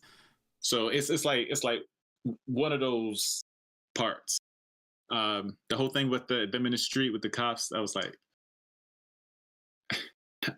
and watching that, not live, but just watching it the first go around, I was just like my boys are like, oh, this is weird. What's going on here? I was like, oh, and then the cops like, excuse me, sir. Is he bothering you? I was like, they really wrote this shit in a Disney show. Wow. And then that was my reaction. That's how I was processing. I was like, wow, they did it. Oh, they did with the okie doke. Oh, the misdirection. Nope. That's how I was. That's how. Exactly. Oh my God. Exactly what I said. So that whole thing, it was weird and funny at the same time, because at first it was like the cop pulled up. It was like, let me see ID. I was like, oh, I don't have it. The first thing he said, I don't have it. I don't know. And then when Soldier just like, come on, man, just give it to him. Just show it. He was like, man, I ain't showing him shit. He was like, the escalation went from calm to 100. But that was probably the realest part of the interaction. Facts. It was like, that was, I mean, I will say that part of the scene was the best because it's like, I'm not going to show him shit. I don't have to. I haven't done anything wrong. I think that was the blackest I've ever seen Anthony Mackie, ever. Wait, you talking about 8 Mile? 8 Mile don't count? And that's as excluding Clarence? 8 Mile. Oh. That's excluding, I mean, well, I'm sorry, that's including 8 Mile because I was still like, nobody. You, sir, are a battle rapper? No. So it was like, oh, damn, Papa Doc then failed everybody. Right. Doc. So, like him saying, I ain't showing him shit was great. I ain't showing him shit. It's just like for somebody, I don't know. And it's just, it fell back into that when white people think they're helpful and they're not. It's just like, you're not helping the situation. Just calm down. No, Shut up. let me just diffuse the situation. Because you clearly see that this is fucked up and you're still going with it. Yeah. This was definitely not a lesson in allyship. So it was like, this is, I mean, is what's going on here? Like, no, it was just, it also shows how out of touch the character Bucky must be. Yeah, for sure. It's just like, why would you even in front of the cop be like trying to support what the cop is doing? For what? He was like, "Come on, man, just show it." Don't forget we're in Baltimore. Don't But he forget likes we're in black music Baltimore. though. But he likes black music though. But he likes black music though. But they slid that in there though. They slid that in there. No, Like, he of course didn't I like He didn't say he liked it. I like He music didn't from say the he 40s. liked it. He was just like, Oh no, but he said I don't know. he ended up Just saying he was like, I like 40s music. But he ended up saying like he liked Marvin Gaye though, right? No? No. He didn't? Or he was talking about, he was referring to Cat. No, He was he saying- did say. Cat likes Trouble Man. Right. And that's another thing that was annoying. I'm like, why are you caping for this white man? Because he like Trouble Man. He doesn't get a fucking medal for that. Bucky, Oh, but that's just how it is. That's just how life is. Oh, Eminem can somewhat rap. Oh, we gonna go hard for him because that's just how. Really? Get the fuck. I don't know. It's just weird. It was just weird. Like I don't Bucky believe did that say Captain he liked America Marvin Gaye. likes. Yeah, Marvel. he did say that, right? Say he liked He Marvin said he Gaye? liked Marvin Gaye. He Okay. didn't, but he didn't say it in a way like I'm a huge fan like Cap. He That's just why like, he said. yeah. He He's said like, Cap was a of course. huge fan of I Marvin think, Gaye. I think he said, but you didn't like me? He said, I think he said, yeah, or of course, or something like shit. He said, I like Marvin Gaye, but I He love lying. 40s music. That's He what I lying. said. He lying. He's lying like shit. He don't like no damn Marvin Gaye. He It probably is one of them things. It probably it That's could probably be. like the Beatles. That was probably his. That's just probably as much as he gets. He probably likes the Beatles and Elvis. Well, you know, he was secretly controlled for so many years. He probably didn't have time to catch up on the Right. hits. That's The part kids of are it. going in here. But he's also been done for a little while. And like, I don't know. He had enough to say, I like 40s music. Get the fuck out of here. All I know is Bucky, that my man Zemo read that book and Bucky said, "Man, you do that shit again, I'll kill you." I said, "God damn." Oh, it's good to see those words are working anymore. Near you, huh? I knew he was going to do that too. I knew he was going to do Give him that. the nasty food. I I knew was he was dying. going to do that. Yeah, I knew he was going to do that too. But I knew he was going to try to say the words. yeah, I knew that Yeah. too. Like upon seeing them, just to Yeah, I see, was like, just to see. But to Yeah. finish my part on this, the lasting part of the episode that was funny was you're not gonna move your seat up. Yeah. No, you're not gonna move your seat up. No, for real. Call back. Call back. He's like, no, I don't think I will, sir. oh I don't think I man. will. Oh, that was a good joke. I did like How this. you going? I'm still kind of stuck on how you going to bust down somebody's grandmother and the granddaughter. That was Yeah. kinda- I'm still kind of like, how Cap do that? Like that's Hey, but you know what I like though? Oh yeah. I do love. Yep. Sharon is Peggy's granddaughter. Yeah, Peggy's granddaughter. And he went back in time, so maybe, Whoa. and she's still here. So Whoa. Right, so now they're it's together. real though. It's real though. He went back in time to get with Peggy, live his life. Could Sharon be? Oh no, not gonna do it. No, Disney don't participate in incest. Ladies Nope. and No, I don't gentlemen, think so. I think why he I went hate back- I think he Endgame. went back to another point where they could reconnect after. I don't know. He just I'll said it. try to help. Stop playing with time, man. Don't bring up time in movies, man. Not like, see, exactly.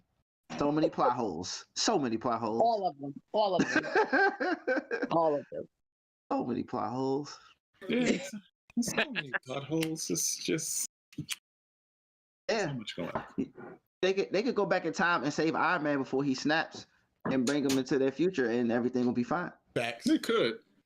Just dropping down. You want to do that though? No. Probably not. But he probably does I not don't after think Dr. he's done. Doolittle. I think that was a psych out. I think he's not done. I don't think he's done. You don't think Tony? He coming back? He coming I don't. back. Yeah, I think RDJ's coming back as Tony. I don't think that it's done. It's he's coming back in some capacity, even if in like a flashback. It might be a flashback or something, He's but definitely I don't think gonna be a he's done flashback yet. for sure. For He sure. left. He thought he left on a hot note, and then he talking to some animals, and he's like, "You know what? Nah, this shit ain't. It ain't hitting right. Exactly. This Dr. It ain't Doolittle hitting shit right. ain't First working of for all- me. This Dr. First Doolittle. of all, you are not Eddie Murphy, okay? Yeah, I don't right, see something right. there. You're not Eddie Murphy. That's facts. That movie hard. That's Dr. classic. Doolittle and Eddie Murphy, both of them. Both of them. Hey, Both of When you're them. going to the Fine. Delta, Both. Both. in the Both Delta, of them. no, you're not touching the Delta with Eddie Murphy. It's not happening. Bro, Fine. man. He could do another Sherlock Holmes, but I don't know. Hey, Sherlock was good though. I know the Sherlock was good. Yeah, That's what they but I'm were. just saying the other movies though. Like you remember the Soloist with Jamie Foxx? That was like, good. No, I like the soloist. That was good. I didn't Or see Due that. Date. Due Date was the soloist was the one where he was the where Jamie Foxx was homeless, right? That Yeah. was right. Yeah, Yeah, that playing was the good. I violin. like that. I do want to tell y'all we're gonna get to the nitty gritty. Nitty gritty. The biscuit and potatoes, the steak and potatoes. Biscuits and gravy. What? Biscuits and Come on, gravy. man. Say these analogies correctly. I Shit. don't Why eat are you biscuits. making me hungry? I don't eat biscuits and gravy. I only had it once, and I was like, "Oh, it's all right." I was like, "It's all right." Fried chicken and biscuits. Fried chicken. Fried chicken and biscuits. So I'm Chicken gonna and tell you, waffle. I'm Chicken gonna and tell waffle. y'all straight from the get-go. Okay? I done watched Godzilla vs. Kong, and god damn it, that shit was good. God damn it. Scott, whatever you say, we already knew, okay, we called it on this show that it was gonna be Mecha. We called it. We all called that. We was like, it was gonna be Mecha. We called that. For three. We called that one. But that's kind of a layup. That's kind of a little layup. It was definitely, we called that, but I want to tell you, the way it was executed was good. It was. I really thought it was just gonna be like cheesy with no like story. I was completely wrong. Okay. I liked how it was a story. Scott, remember what you said? It had a story. It had a story. It had a story, Scott. As much as you want to deny it. No, What fucking story though? Let me What finish. story? Okay. Because if you had watched the previous Godzillas and Kong, you knew that Godzilla had been around for ages, okay? He had been around Hiroshima. They was actually trying to knock him out and kill him. Well, I liked how this one, they were in the core of the earth, okay? And don't act like we never been to the core of the earth before, okay? You have? We've been Journey there. to the not in center of the Godzilla earth with movie. Brandon Fraser. Right, but we've been in the center of the earth with Brandon Fraser. I like how you try to co-sign. He was like, "Yeah, what the fuck he said? Yeah, with Brandon Brandon Fraser. We've been Yeah." there before. Let's not forget the movie where they had to restart the core of Earth because the core of Earth was stopped spinning. In fact, that movie was called The Core. You don't remember that? I see you. I see the wheel spinning. I see it. You're trying to connect shit. But get to it. So it was great. I liked how Godzilla and Kong came to an understanding. You know, I liked how the Mecha Godzilla was like, it went ape shit. I had a feeling it was gonna go out of hand, like something was gonna happen and they was gonna lose control. I like that. Boom. I thought the movie was great. From 1 to 10, in fact, we're gonna do it on a 5 scale. From a 5, I'm giving it a 4, straight up. Straight up. It was entertaining to watch. I enjoyed it. It was good to me. I like go, Scott.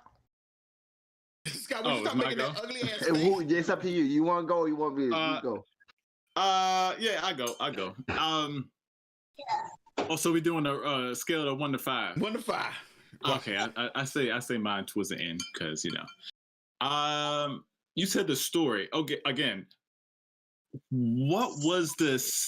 Jay, Jay, you know, what was the point of the girl from Stranger Things and that kid and that kid from Deadpool 2? Like, what was this significant? Hey, I was happy to see him, though. I was happy to see him. Yeah, I was happy to see him. What was the point of them in the movie? He was movie? in this movie called Into the Wilderness too. Dude, okay, we talking about Godzilla versus Kong right now. Don't try to divert this shit. Stop it. Oh, he was in this. No, I don't care. Okay, what was the point of their story? They had to go. Nothing. They had to break into the thing to take out Mechagodzilla. Oh, wait. So the savior of the Earth relied on 2 high school kids? It's possible. Shut up. Power Rangers at high Come school. on. Exactly. Power Come Rangers, they went on, to high man. school. No, look, hold up. First, 2 things. One, my Mac about to die, and my bandwidth is running low because I'm screaming too damn loud. Hold up a second. Give me. It's still my go.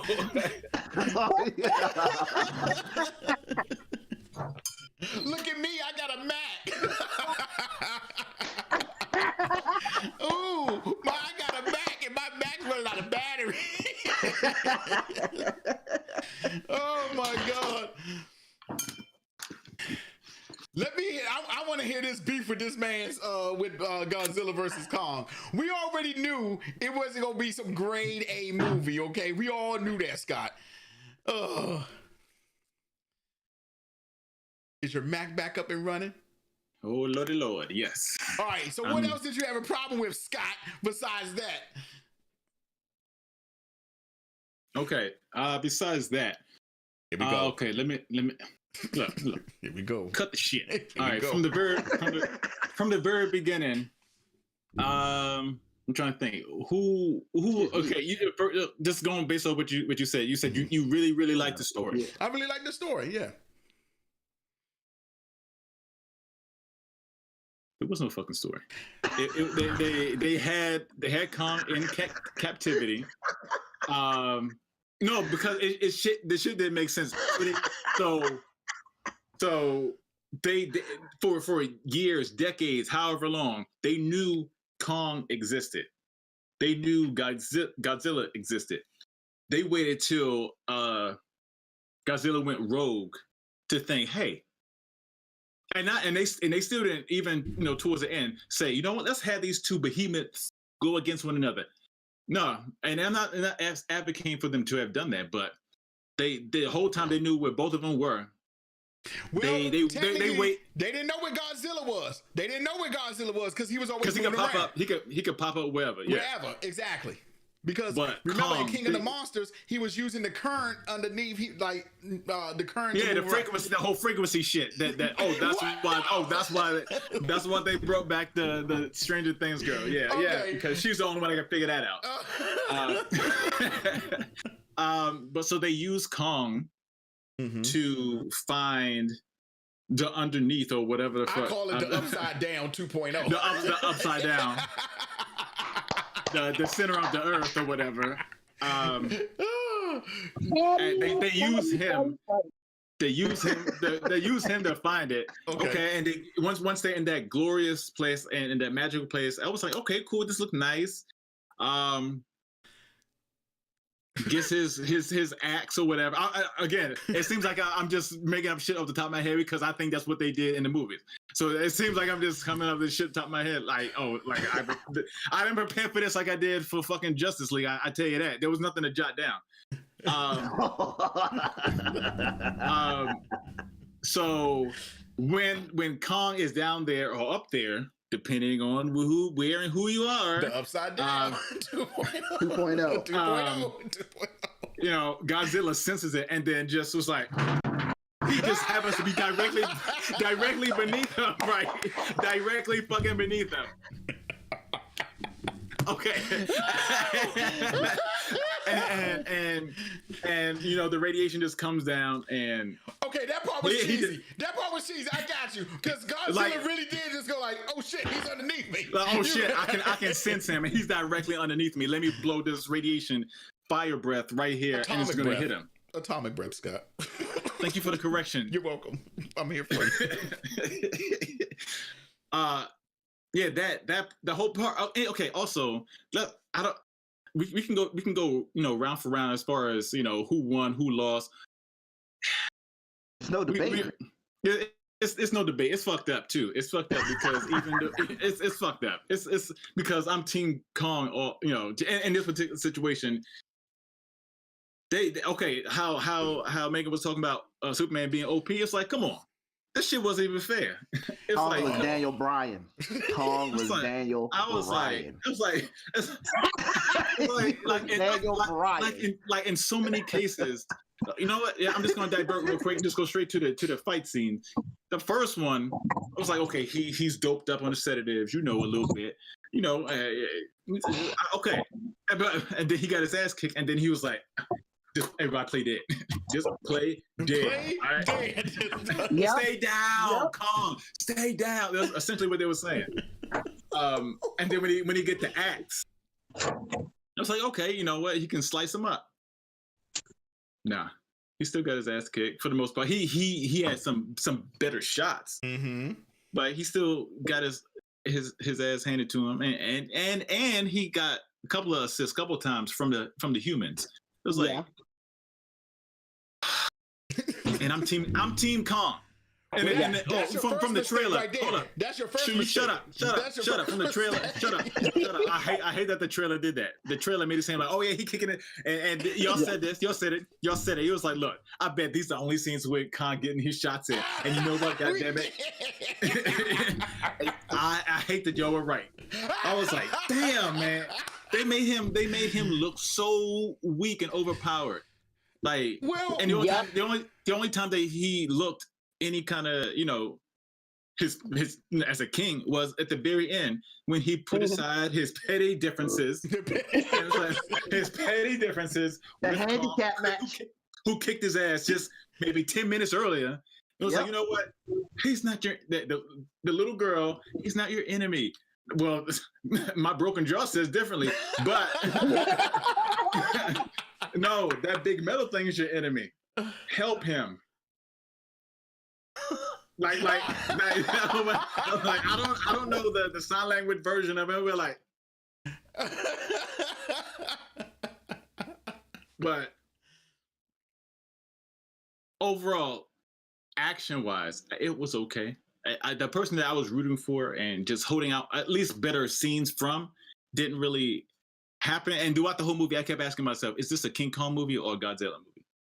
Well, we all know that Godzilla is the king of the monsters. That's just imperative. Like, we all know that, Scott. We all know that. We all knew that Godzilla was going to win. We even said on the show that they were going to come together at the end. We said that. I mean, we all knew that.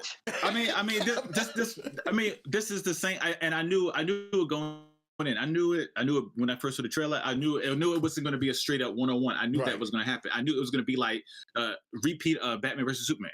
You're going to go at it a couple times. There's not going to be fight to the death. Then something bigger or essentially badder is going to come up, and they're going to have to put aside their differences and then come together and try to take out whatever the other threat is. Like, I'm mad that was the recipe they went with. I don't like the fact that Mechagodzilla would just start. Okay, wait. Okay. He's being. Okay. King Ghidorah. What was the tie-in with the three-headed? Like, what was the tie-in from? Because remember in Godzilla King of the Monsters, okay, yes, a lot of the monsters started to come up, but the three-headed one, they communicated through telepathy. Okay, exactly. So they used that and put it in the mecha. Okay, right, that aspect of it. Right. Okay, the guy had his seizure or whatever and died. Or whatever. I don't know what the fuck happened to that guy. He had his seizure. He died, or he's no longer controlling the mecha. Mm-hmm. Why did the mecha just shut down? Was that explained as to why? The mecha just didn't. No, they destroyed it. No. Why did it take a mind of its own? Oh, so when the thing about it was when the radiation from, was it the axe that did? No, what made it go belly up? Something made it belly up. The energy jump from the core of the journey of the center of the earth thingy. Okay. Yeah. That's a lot. That's a lot. Oh yeah. But The energy that's poured from that. belly up. He pulled the jump from the ground. Right, the jump from the ground made it belly up. that made it power all on its own and just wanted to destroy shit. Well, because I guess maybe from its time with Godzilla, it still wanted to fight Godzilla because it was still trying to be the king, you know. But how is it linked to him? It doesn't have his blood. I'm just. These are legit questions. Like how? They had the skull. They had the skull from one of the three heads.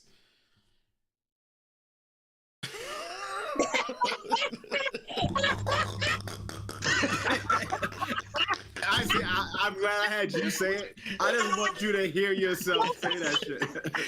Scott, look, Scott, I get what you're saying. And I even said, well, a skull is not flesh and it's not a brain, so why would it transmit the psychic powers? I even said that. But in the just of it, Scott, we don't need it to be a perfect movie. Hell, you watched the 4th season of The Flash and you thought it was good, and that wasn't no damn story. So what do you mean? That wasn't a story. Hey, and you know what? I can acknowledge, and I can acknowledge when shit is shitty or doesn't make sense. You just said that the movie got a 4 out of 5. Are you going to sit here and say that you didn't like the movie at all? Like it wasn't even enjoyable? I enjoyed some of the action scenes, but as again. Story, don't you say this all the time? Story counts, and story does count. I thought the story was written good. I thought it justified its points. Okay, boom. Okay. So the dude from Atlanta, the girl from Stranger Things, and that kid from Deadpool 2. You thought when you saw those three on screen all at the same time in whatever scenes, you were like, "Damn, that shit makes sense."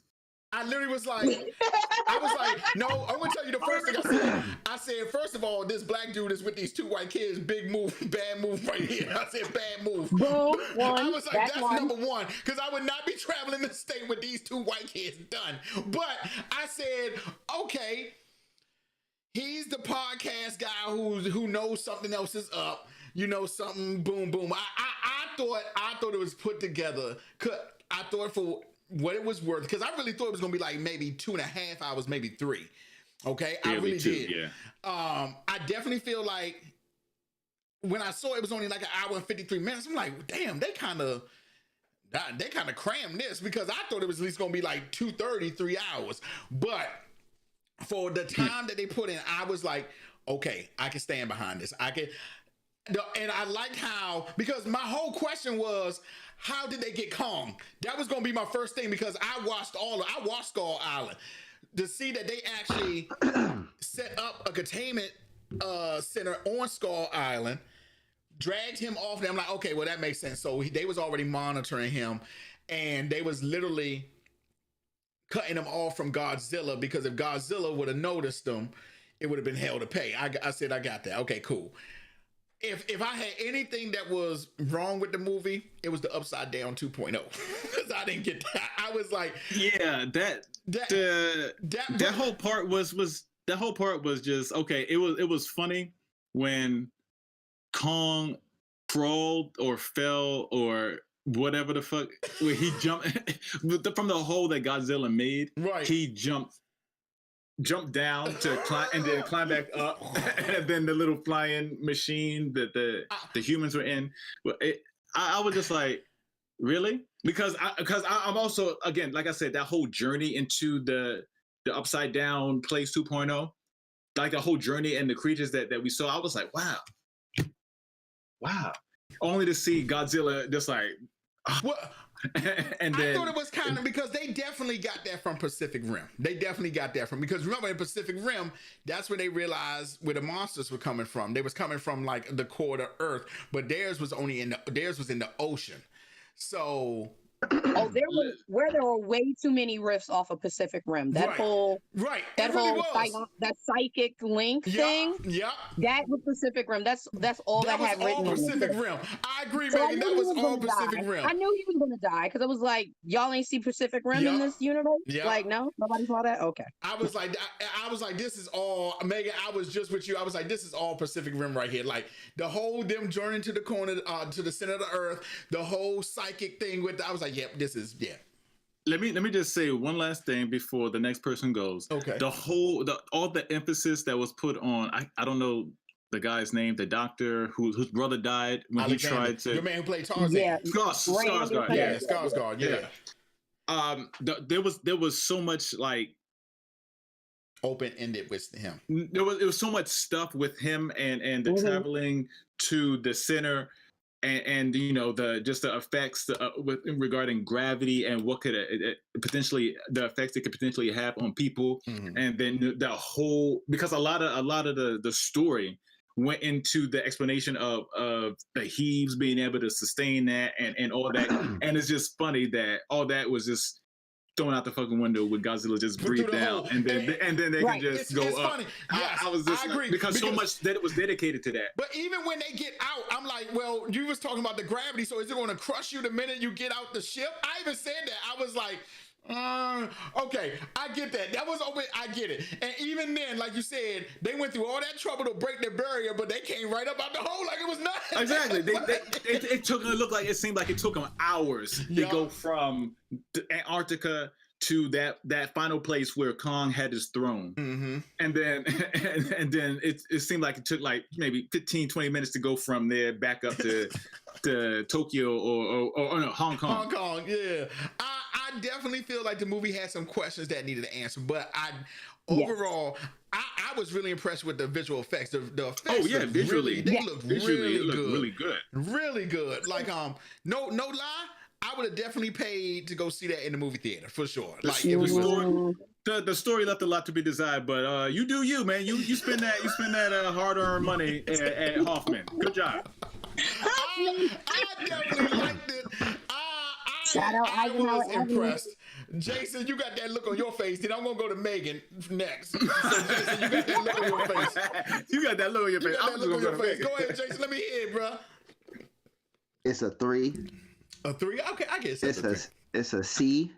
Yeah. Average. Yeah, C. It's a popcorn movie. Yep. It was basic. Yes. It was simple. Yeah.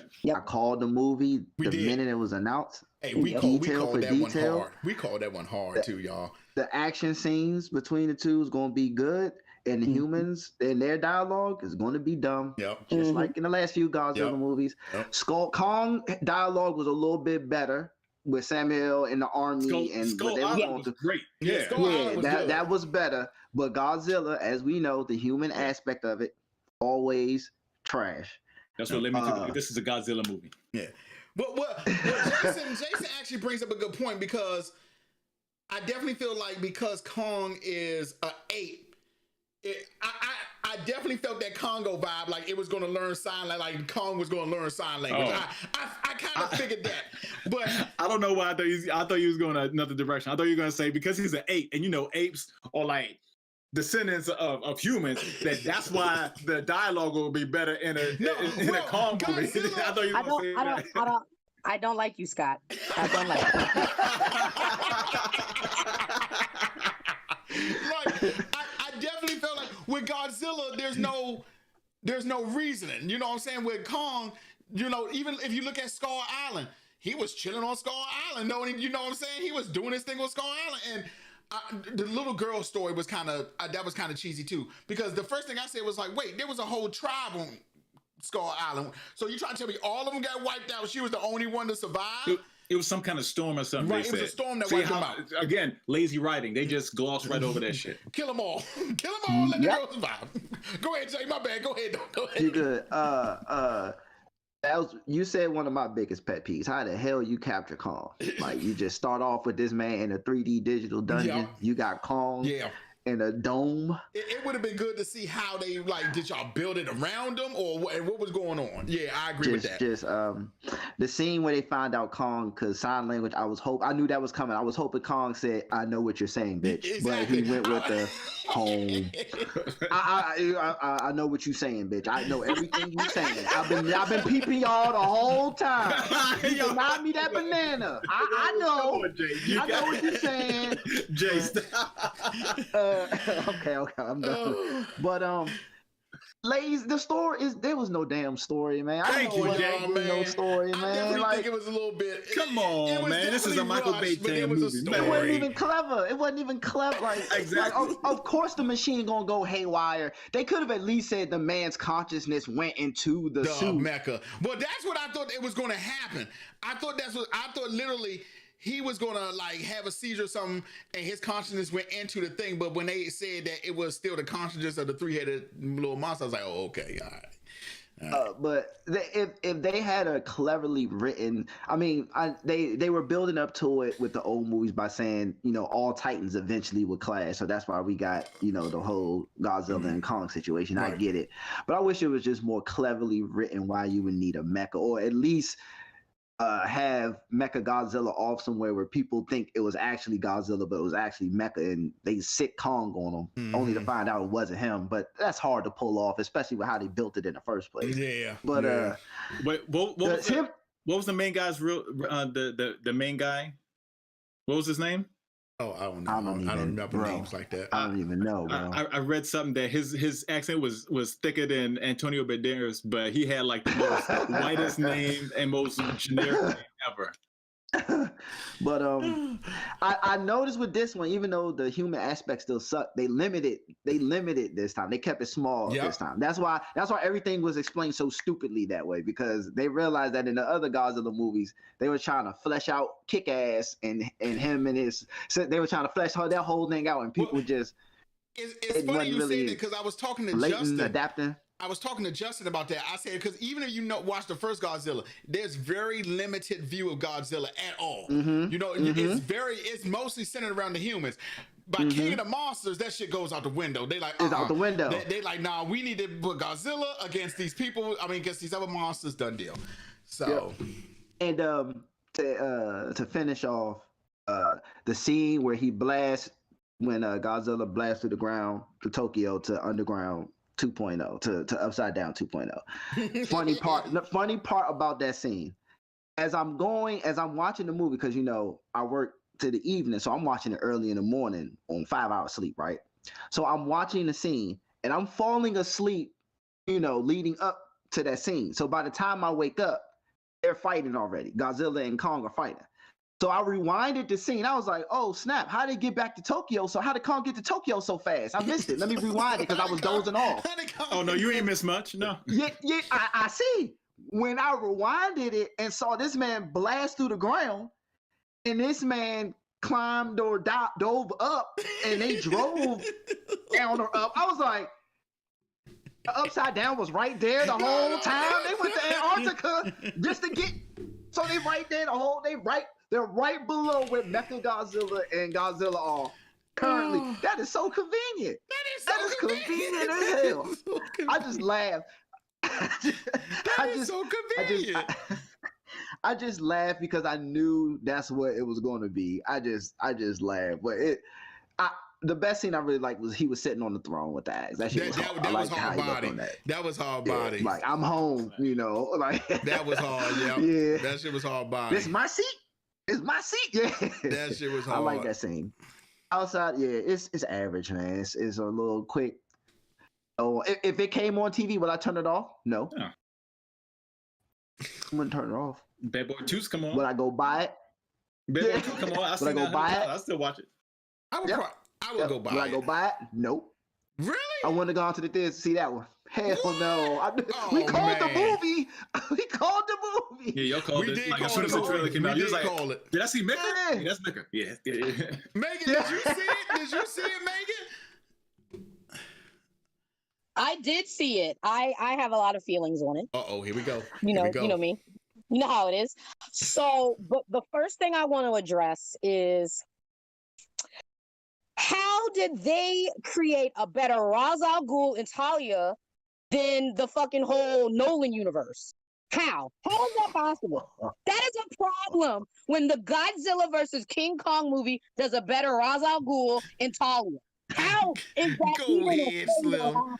Go ahead. It wasn't even planned.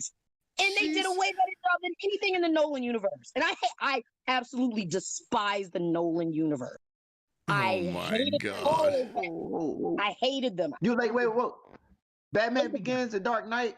All of them. Every single one of them. Hang up. Everybody, conversation over. Hang up. Hang up. Awful. Hang up. Awful.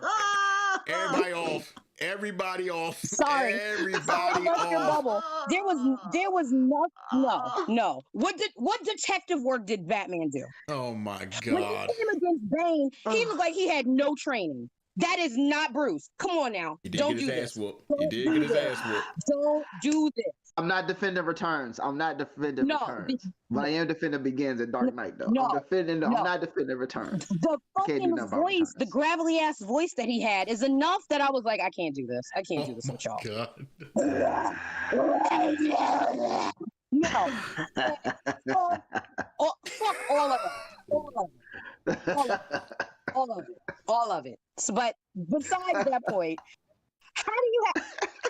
I'm still floored on that. They had a better Ra's al Ghul and Talia than the fucking Nolan or anything that we've really seen other outside of like Batman the animated series. So I'm just like, that's a thing that happened. I definitely. It was a, like you said, it was a popcorn movie. It was good for what it was worth. There were a lot of plot holes because the point of making Homeboy that got into Mecha Godzilla, having his name is Sarazawa, like you leave so many questions there because it's like, why are you doing this? Because your father wouldn't have done this. Because I'm assuming that was the whole reason why his name was Sarazawa, because he was his cousin, his brother or his cousin or anything like that. Yeah. So why name him that and not touch on it? Because they could have brought in, it was like, I'm avenging my father because he spent his life doing this. And now I'm going to go work for the other side, like all this other stuff. How did two high schoolers figure out who you are? Through shoddy ass detective work. We're like, where do they sell a lot of bleach? And they found him. And dude was like, for $10 and a live fish, I'll tell you all the shit. Yeah, that was the part. That was the part. Come on. Like, man, the bar is really low around here. The bar is really low. And then the way that they made it to Hong Kong, how was even that possible? Like, they were going those super high speeds. How did they not? How did they breathe? How did they not get like taken in by the G-force? Like all of that. Like it was so many questions, and they came out like scot-free. Now and when like, you guys sleep put it like that, you really make me question my shit. Because I was like, This shit should have been questioned. You shouldn't have to have 3 people telling you this shit's terrible. I mean, I just like, I don't understand this. And then, I mean, Kong got washed. I'm sorry. it get washed. I mean, like in the Kong movie, it was like they were leading us to believe that Kong was going to be bigger because they were like, he's still young technically. So he still have a lot of growing to do. So I was expecting him to be way bigger. Like he was, it seemed when they were head to head, it did seem like he was a tad shorter than Godzilla. And like, I'm just like, this doesn't make sense because like the first fight they had, okay, I didn't think Kong was going to win anyway because he's a big ass gorilla. This motherfucker probably can't swim. And they're out in the middle of the ocean. So, and he's chained up. So, I figured that was going to go to Godzilla because that was his turf. The second fight, it went to Kong because that was his turf. He was now on land. He had this. But that last fight, they made Kong look like a whole bitch. And I was just like, damn. Awesome. He had to have his heart restarted. I was like, I don't know about this. Because like just 2 seconds ago, we were in the Upside Down 2.0 and all the people took out Godzilla because that's what the act was. It was one of Godzilla's ancestors, the fins on their back. Yeah. That's why it could absorb the power from Godzilla. And I'm like, his whole people, all of them took L's from Kong's people. So now these two, they can't like, it wasn't even fighting to a standstill. It's like your boy Godzilla had his J's in his chest. It was like, eat that nigga. I'm like, this is not how it's supposed to work. My man Kong was backtracking like, I'm like, what? I was like, I don't know about this one. I feel like, I mean, I called it too. Like, I wasn't on your show, obviously, but I called it too. I was definitely like, they're not going to fight. I didn't think they were going to fight very long because I felt like we were going to get a little bit of a fight and then they were going to have to come together for a common enemy. Yeah. Yes. But we also they telegraphed the fuck out of that. So we knew that was But I was thinking it was going to be more of I was expecting more Pacific Rim, like where they were probably going to I thought they were going to actually clone Ghidorah somehow. And because at the end of well, spoiler alert, at the end of Godzilla King of the Monsters, Tywin Lannister gave he got the skull from them. So I thought that we were going to see more of that, like that environmentalist angle that we saw in that movie. Because anytime you see Tywin Lannister, it's going to be a fucking problem. So I was excited to see it. I knew it was going to be just a beat 'em up. I didn't expect to watch Schindler's List or nothing like that. Right. So I didn't feel like high expectation. They were going to expound upon, dealing with Titans and the morality of it. I didn't think it was going to be any of that. Yeah. But I appreciated them making Kong out to be more, less of a brute and more of an intelligent creature. Yes, because, I like that. I did like that. I appreciated that. And I was, like Jay, I was really hoping for him to say, yeah, I've been watching what y'all been saying about me and fuck you. Yeah. I mean, you think I'm stupid, but I'm clearly not. So, I appreciated that. The kid thing, listen. I have a lot of problems with the way. I always have problems with the way that people of color are depicted in movies and the way women are usually depicted. I mean, because it's not lost on me that presumably the only female Titan was Mothra and she died. She sacrificed herself. Yeah. Everybody else is male. So that I don't know if that's intentional, but if it wasn't intentional, then that means it's just something that's ingrained into fucking writing. So I didn't appreciate that from the last movie. I don't appreciate a lot of the lazy writing and how it was like, why are you attacking Kong now? And you clearly see that he's not a threat. He hasn't been doing anything. He's been on his island chilling. So why is Godzilla attacking him? It was just a lot of stuff going on and they were trying to be something they weren't. And I think they just stuck to we're just gonna have these two fight. Let's not make this more than what it is. Yep. And I think they were trying. It was. Oh, and also I'm left with the thing that I already know, and that's humans are stupid. Yeah. A lot of this movie made me angry. A lot of it made me angry because it was just like, so you think that making a Mecha Godzilla is smart? Okay. And traveling to Hollow Earth is smart as okay. So we're still on. It's pretty much how I feel about Jurassic Park. I refuse to watch Jurassic Park because it's I'm with you on that. I'm with you on that. Which Jurassic Park? Y'all heard my feelings tonight. No. We're talking about the early ones. I refuse to watch any of the new because it's the same thing. Yeah, it's like we've learned all of these lessons and we're still doing them. Come on. Yeah. Come on. Yeah. Okay. So we deal with a T-Rex, so our answer is to make something that's bigger than a T-Rex. Bigger than a T-Rex. I'm out. This makes no sense. This makes no fucking sense. And then it was like, oh, okay, I know why it is. Because white people.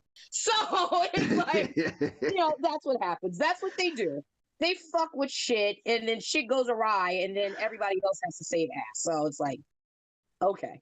But I mean, with this movie, it is what it is. I'll give it a C as well, 3 as well. Yeah. It wasn't horrible, but it wasn't great. It's if it's on TV, I am going to turn it because there are other things that I could be fucking watching that won't make me lose. I didn't say I was going to turn it. She said she'll turn it. I said I won't turn it. I'm turning. I mean, listen, Jeopardy. If it's the only thing on. Oh, say she on Jeopardy. Damn. See, Jeopardy could be on. I mean, there could be I could be watching Titans. Hey, I could be watching Doom Patrol. I could be watching so many other things on TV. So many things other on TV. I could be watching The Invincibles. It's other things I could be watching. I gotta watch that. I gotta watch The Invincibles. I haven't started it yet, but I've heard nothing but raving reviews. I gotta start that. It's lit. It's lit. Right. It's lit. Yeah, I watched it. It's lit. Okay. Okay. Oh. How they get the skull crawlers? You remember they had the skull crawlers from Skull Island? How they get them Jones locked up like that, bro? Them Jones tore through a whole platoon, and they just got them Jones like on layaway. Oh yeah, that scene was so dumb as hell. Okay, wait a minute. So like they walk through the door and they see blood and guts and gore, and they know they're in this big ass space. What is So it? you're gonna I would immediately turn around. The first when the door closed, I was like, why is there blood on the ramp? I was like, oh no, Right. open this damn door back up, God. Right. So they walk further. What is They this? see that it's giant. They know that there's going to be monsters and creatures here. So There's they're in doors the with dark. numbers on them. Right. Oh. And they're like, and then your boy, like me and my boyfriend were talking about this, and he's like, yeah, this guy can't be black. Because it's just like, he has no survival instinct, because you go into this giant place, has blood and guts and gore, and the first thing you do is yell to announce where you are. Like, and then you travel further into the darkness where there could be creatures that can see in the dark and you can't see in the dark. But y'all, Like- he was funny though. He was funny in that joke. Your man was funny. He was hilarious in that joke. I loved it. Oh my God.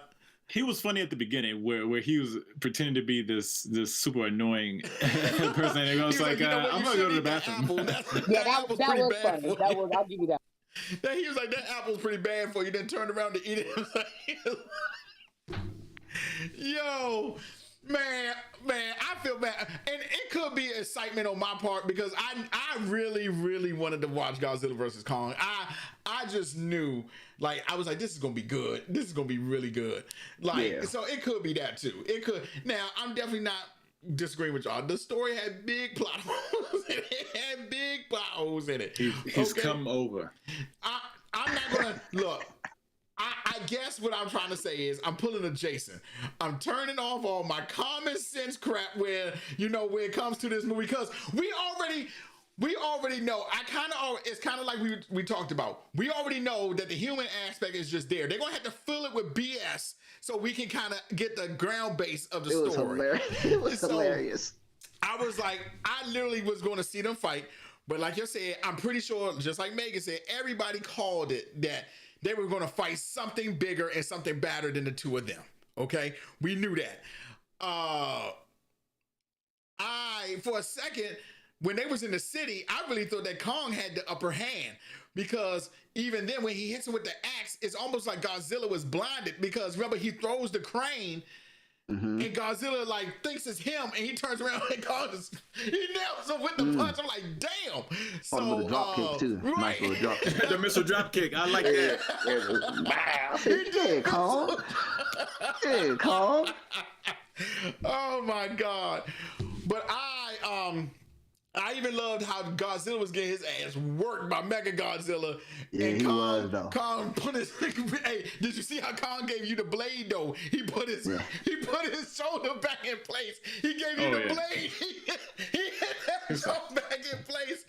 And he went out, and even when he was holding the axe, Godzilla was like, bet, let me give my man some fire. You know what I'm saying? He gave him some atomic breath. I was like, all right, bet. Now, I didn't get why Kong went back to the Upside Down 2.0. So I'm we thinking, could do more Kong sequels. good point. I didn't think about that, because I'm like, why wouldn't he go back to Skull Island? Like, why wouldn't they put him back at Skull Island? But why not? Because, I mean, if you had a choice to be where you're from, where your people are from, where you know the landscape, why then wouldn't be you go on back? ghetto-ass, surface-ass Earth with these humans that don't know what the fuck they doing, That's true. I'd have chose home too.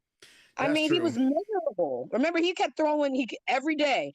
That's when you know you was a mad motherfucker. When every day your routine is, I'm gonna wash my hands, and then I'm gonna throw a motherfucking tree at this dome. He did though, your man. That's the equivalent of motherfucking waiting till exhale. When your boy was like, "You ain't shit, bitch."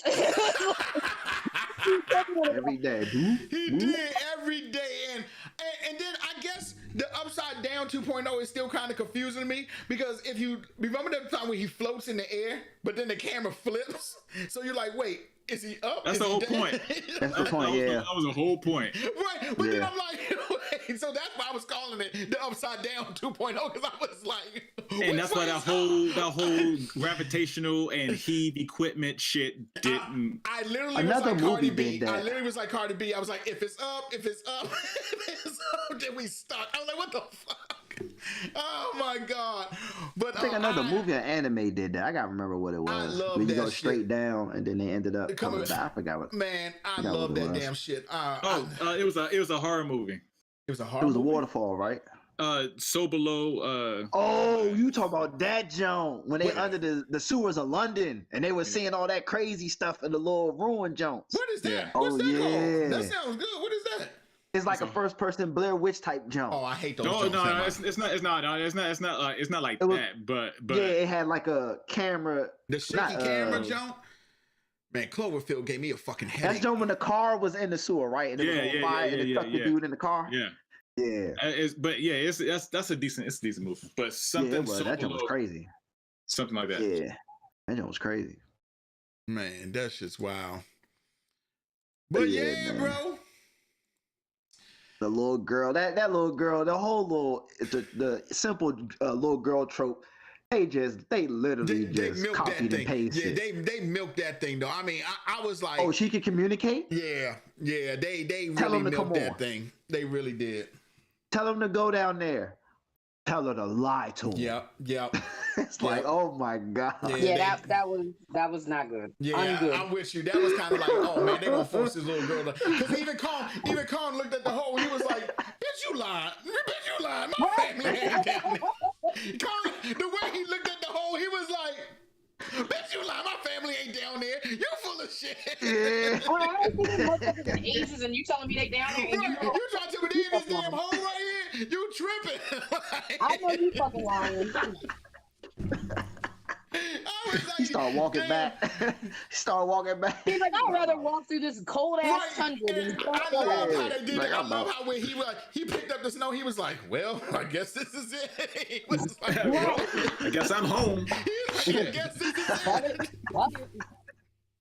Yo, I love that. They had Kong down packed. I love, and you can tell some research went into that. Like I loved how he generally acted like a natural ape. You know what I'm saying? I Yeah. definitely love that. Like. To be honest, like you said, Kong was a lot of compassion. Like one thing about Kong, he only fight it when he needed to. And that's what I liked about him. Like even on Skull Island, he wasn't just rampaging through the island. He was only killing shit when it was like messing with him or when he needed to eat. And I actually like that. That was a good thing because, like Megan said, he wasn't made out to be some damn monster. Like Godzilla, on the opposite hand, was just fighting to be fucking fighting. You know what I'm saying? I'm the king around this thing. You bow to me, you know? And Kong wasn't like that. So, But why Godzilla? But why Godzilla the police though? Go ahead, son. Go ahead, son. Don't put that evil What on did they say? He only comes around when motherfuckers were starting and having problems. Listen, the Titans, all they was trying to do was party, get a little drunk, smoke a little bit, drink a little bit. And here comes Godzilla being the fucking narc and trying to break up the party. Hold up. They was just saying have a good time, and here comes Godzilla. Oh, you guys, it's a noise ordinance. It's after 10 p.m. You gotta shut up. Hold up. And I want to tell you what else was crazy too. Y'all, this is a plot hole too, because remember in the old Godzilla, he was, and when I say the older ones, I meant like King of the Monsters, and he was drawn to the radiation. But in this one, something was just powered up, and Godzilla was like, "Oh wait, it's another motherfucker who's bigger than me. Let me go take their ass out." You know, he didn't really go towards radiation this go round. Like, so I thought that was wild because that's why I thought he would have never found Kong because there's no radiation on Skull Island. So that's why I thought that Kong was safe. But like, even when they fired up Mechagodzilla, I mean, it was not radiation that fired him. It was just regular power. And when he noticed, he was like, "Oh, let me bust this U real quick and go see what this is about." Yep. He's just attacking random places. He's attacking random places. Oh my god! I was just sitting there, like, just get to it. Just get to it, please. Oh my god! Keep the talking. Just get to That the shit action, was please. hilarious. I was like, "Oh man, they really bucking him with my man Godzilla." But I do think there's gonna be another Godzilla. Disbelief is real. Right. There's definitely gonna be another Godzilla Kong movie for sure. Like I truly believe it's probably not gonna happen in the next year or two, but it's gonna be another one. It's gonna be a monster that threatens the upside down 2.0 and the above 2.0. And they gotta go. Godzilla gotta make a move down to the 2.0. Like, man, I gotta go through this upside down real quick. Yeah. Or one of them gonna do something to the other place where they live, thinking, okay, why is he doing this? Only to find out it's not really, you know how they gonna do it, man. Because at this and point, the humans are gonna. At this point, Godzilla and Kong got to understand it, so they not going. What up, player? You good down here? They gave each other the head nod. They gave each other the head nod. They're like, you good? I was wholeheartedly waiting for a dap. Like I just knew there was gonna be one. I just knew how awful the movie was. I just felt like there was gonna be like a dap. Yeah, I would tell you if they would have dapped, I would have turned off the TV. I would have been like, that's too far. If they would have dapped, that would have been their version of Cyborg saying "Booyah" after everything that just fucking happened. Guys, we just saved the world. Something like that. Man, even though I still think that he should have said "Booyah" in Justice League. I'm just saying. I'm just saying. Listen, if it's not Corey Payton saying "Booyah," I don't want it. Man, here we go. Man. Listen, my voice actors mean something to me. If it's not Corey Payton saying "Booyah," then it don't hit the same. It don't hit right. I'm happy he didn't say it. Man, I really wanted that. I really wanted that "Booyah" in there. I really wanted that not "Booyah." Not the vibe of the Snyder cut. Not the vibe. It wasn't. Yeah, it wasn't the vibe. No. Hey guys, don't hand me that vibe shit. You know what I'm saying? You want that vibe shit? Go down to the Flash. We don't want that. You go down to the Flash if you want some vibe. That wasn't the vibe. Does anybody have some closing thoughts for this week? Anything y'all? Why they delay Mortal Kombat? They better stop playing with me before I pull up. Is it Mortal Kombat in April? They delayed it a week. April 18th. Oh, okay. 18th. Yeah. Or maybe pull up. Stop playing with my Mortal Kombat. Mortal Kombat gonna be good, bro. Man, I don't know why. Hey, Jay, don't get super upset about the delay. Maybe they're trying to make it better. Maybe they saw an early cut. And they was like, maybe Steve Harvey, had to reshoot some more scenes. Calling that man Steve Harvey. Wow. Stop calling that man Steve Harvey. That man. Wow. Why they give Jax that mustache and no hot top fade? Just answer that question. Why? Wow. Y'all keep calling my man Steve Harvey though. He's right. I mean, he's not lying. He's right. Oh my God! Y'all keep calling this man Steve Harvey. I mean, you know that my choice to be Jax, so it's hard for me to unsee it now since y'all see it because every time he comes in, I'm like, oh my God, I hate them for this. Oh. I mean, they did that. True. They did that. Jax. Man, goddamn Jax. But matter of fact, they made Jax bald in the Annihilation too, didn't they? Yes, he was. He was bald in Annihilation. Yes, he was. Just think about it. Yes, he and was. This is a complete reboot, right? It's not a continuation of the last. It's going to be a complete reboot. It's going to be a complete reboot. So, yeah. So there you go. oh, I hate that y'all guys really keep calling him Steve Harvey because every time I see the trailer, I'm like, God damn, he really do look like Steve Harvey, bro. Yo, they put the face on my man. It just matched perfect, man. It matches perfect. It matches perfect, man. But my final thoughts: watch Invincible. In fact, I'm gonna watch that tonight. I'm gonna watch that tonight. That shit is hard. And My Hero, Deku had a time skip, but I won't say much after that. Oh, no, I was gonna say that the first 2 episodes, I'm waiting because you watch one, then you're gonna be craving the other one. So I'm gonna wait until I can kind of binge watch. So, but the first 2 episodes of season 5 are up.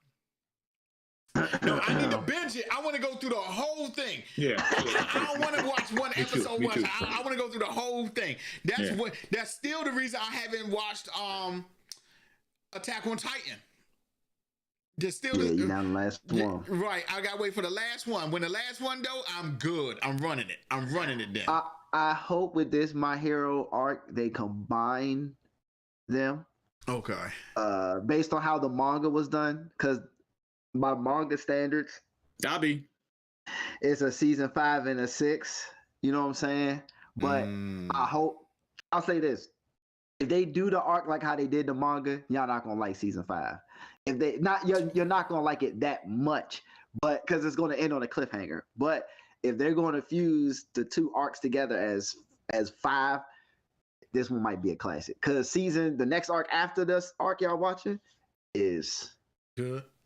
Yeah. Okay. Oh yeah. If they do it like the manga, that's only if. That's only if. If this is literally, Hey, everything My Hero related, I'm good because you confirmed you co-signed me what I was saying about the whole yeah.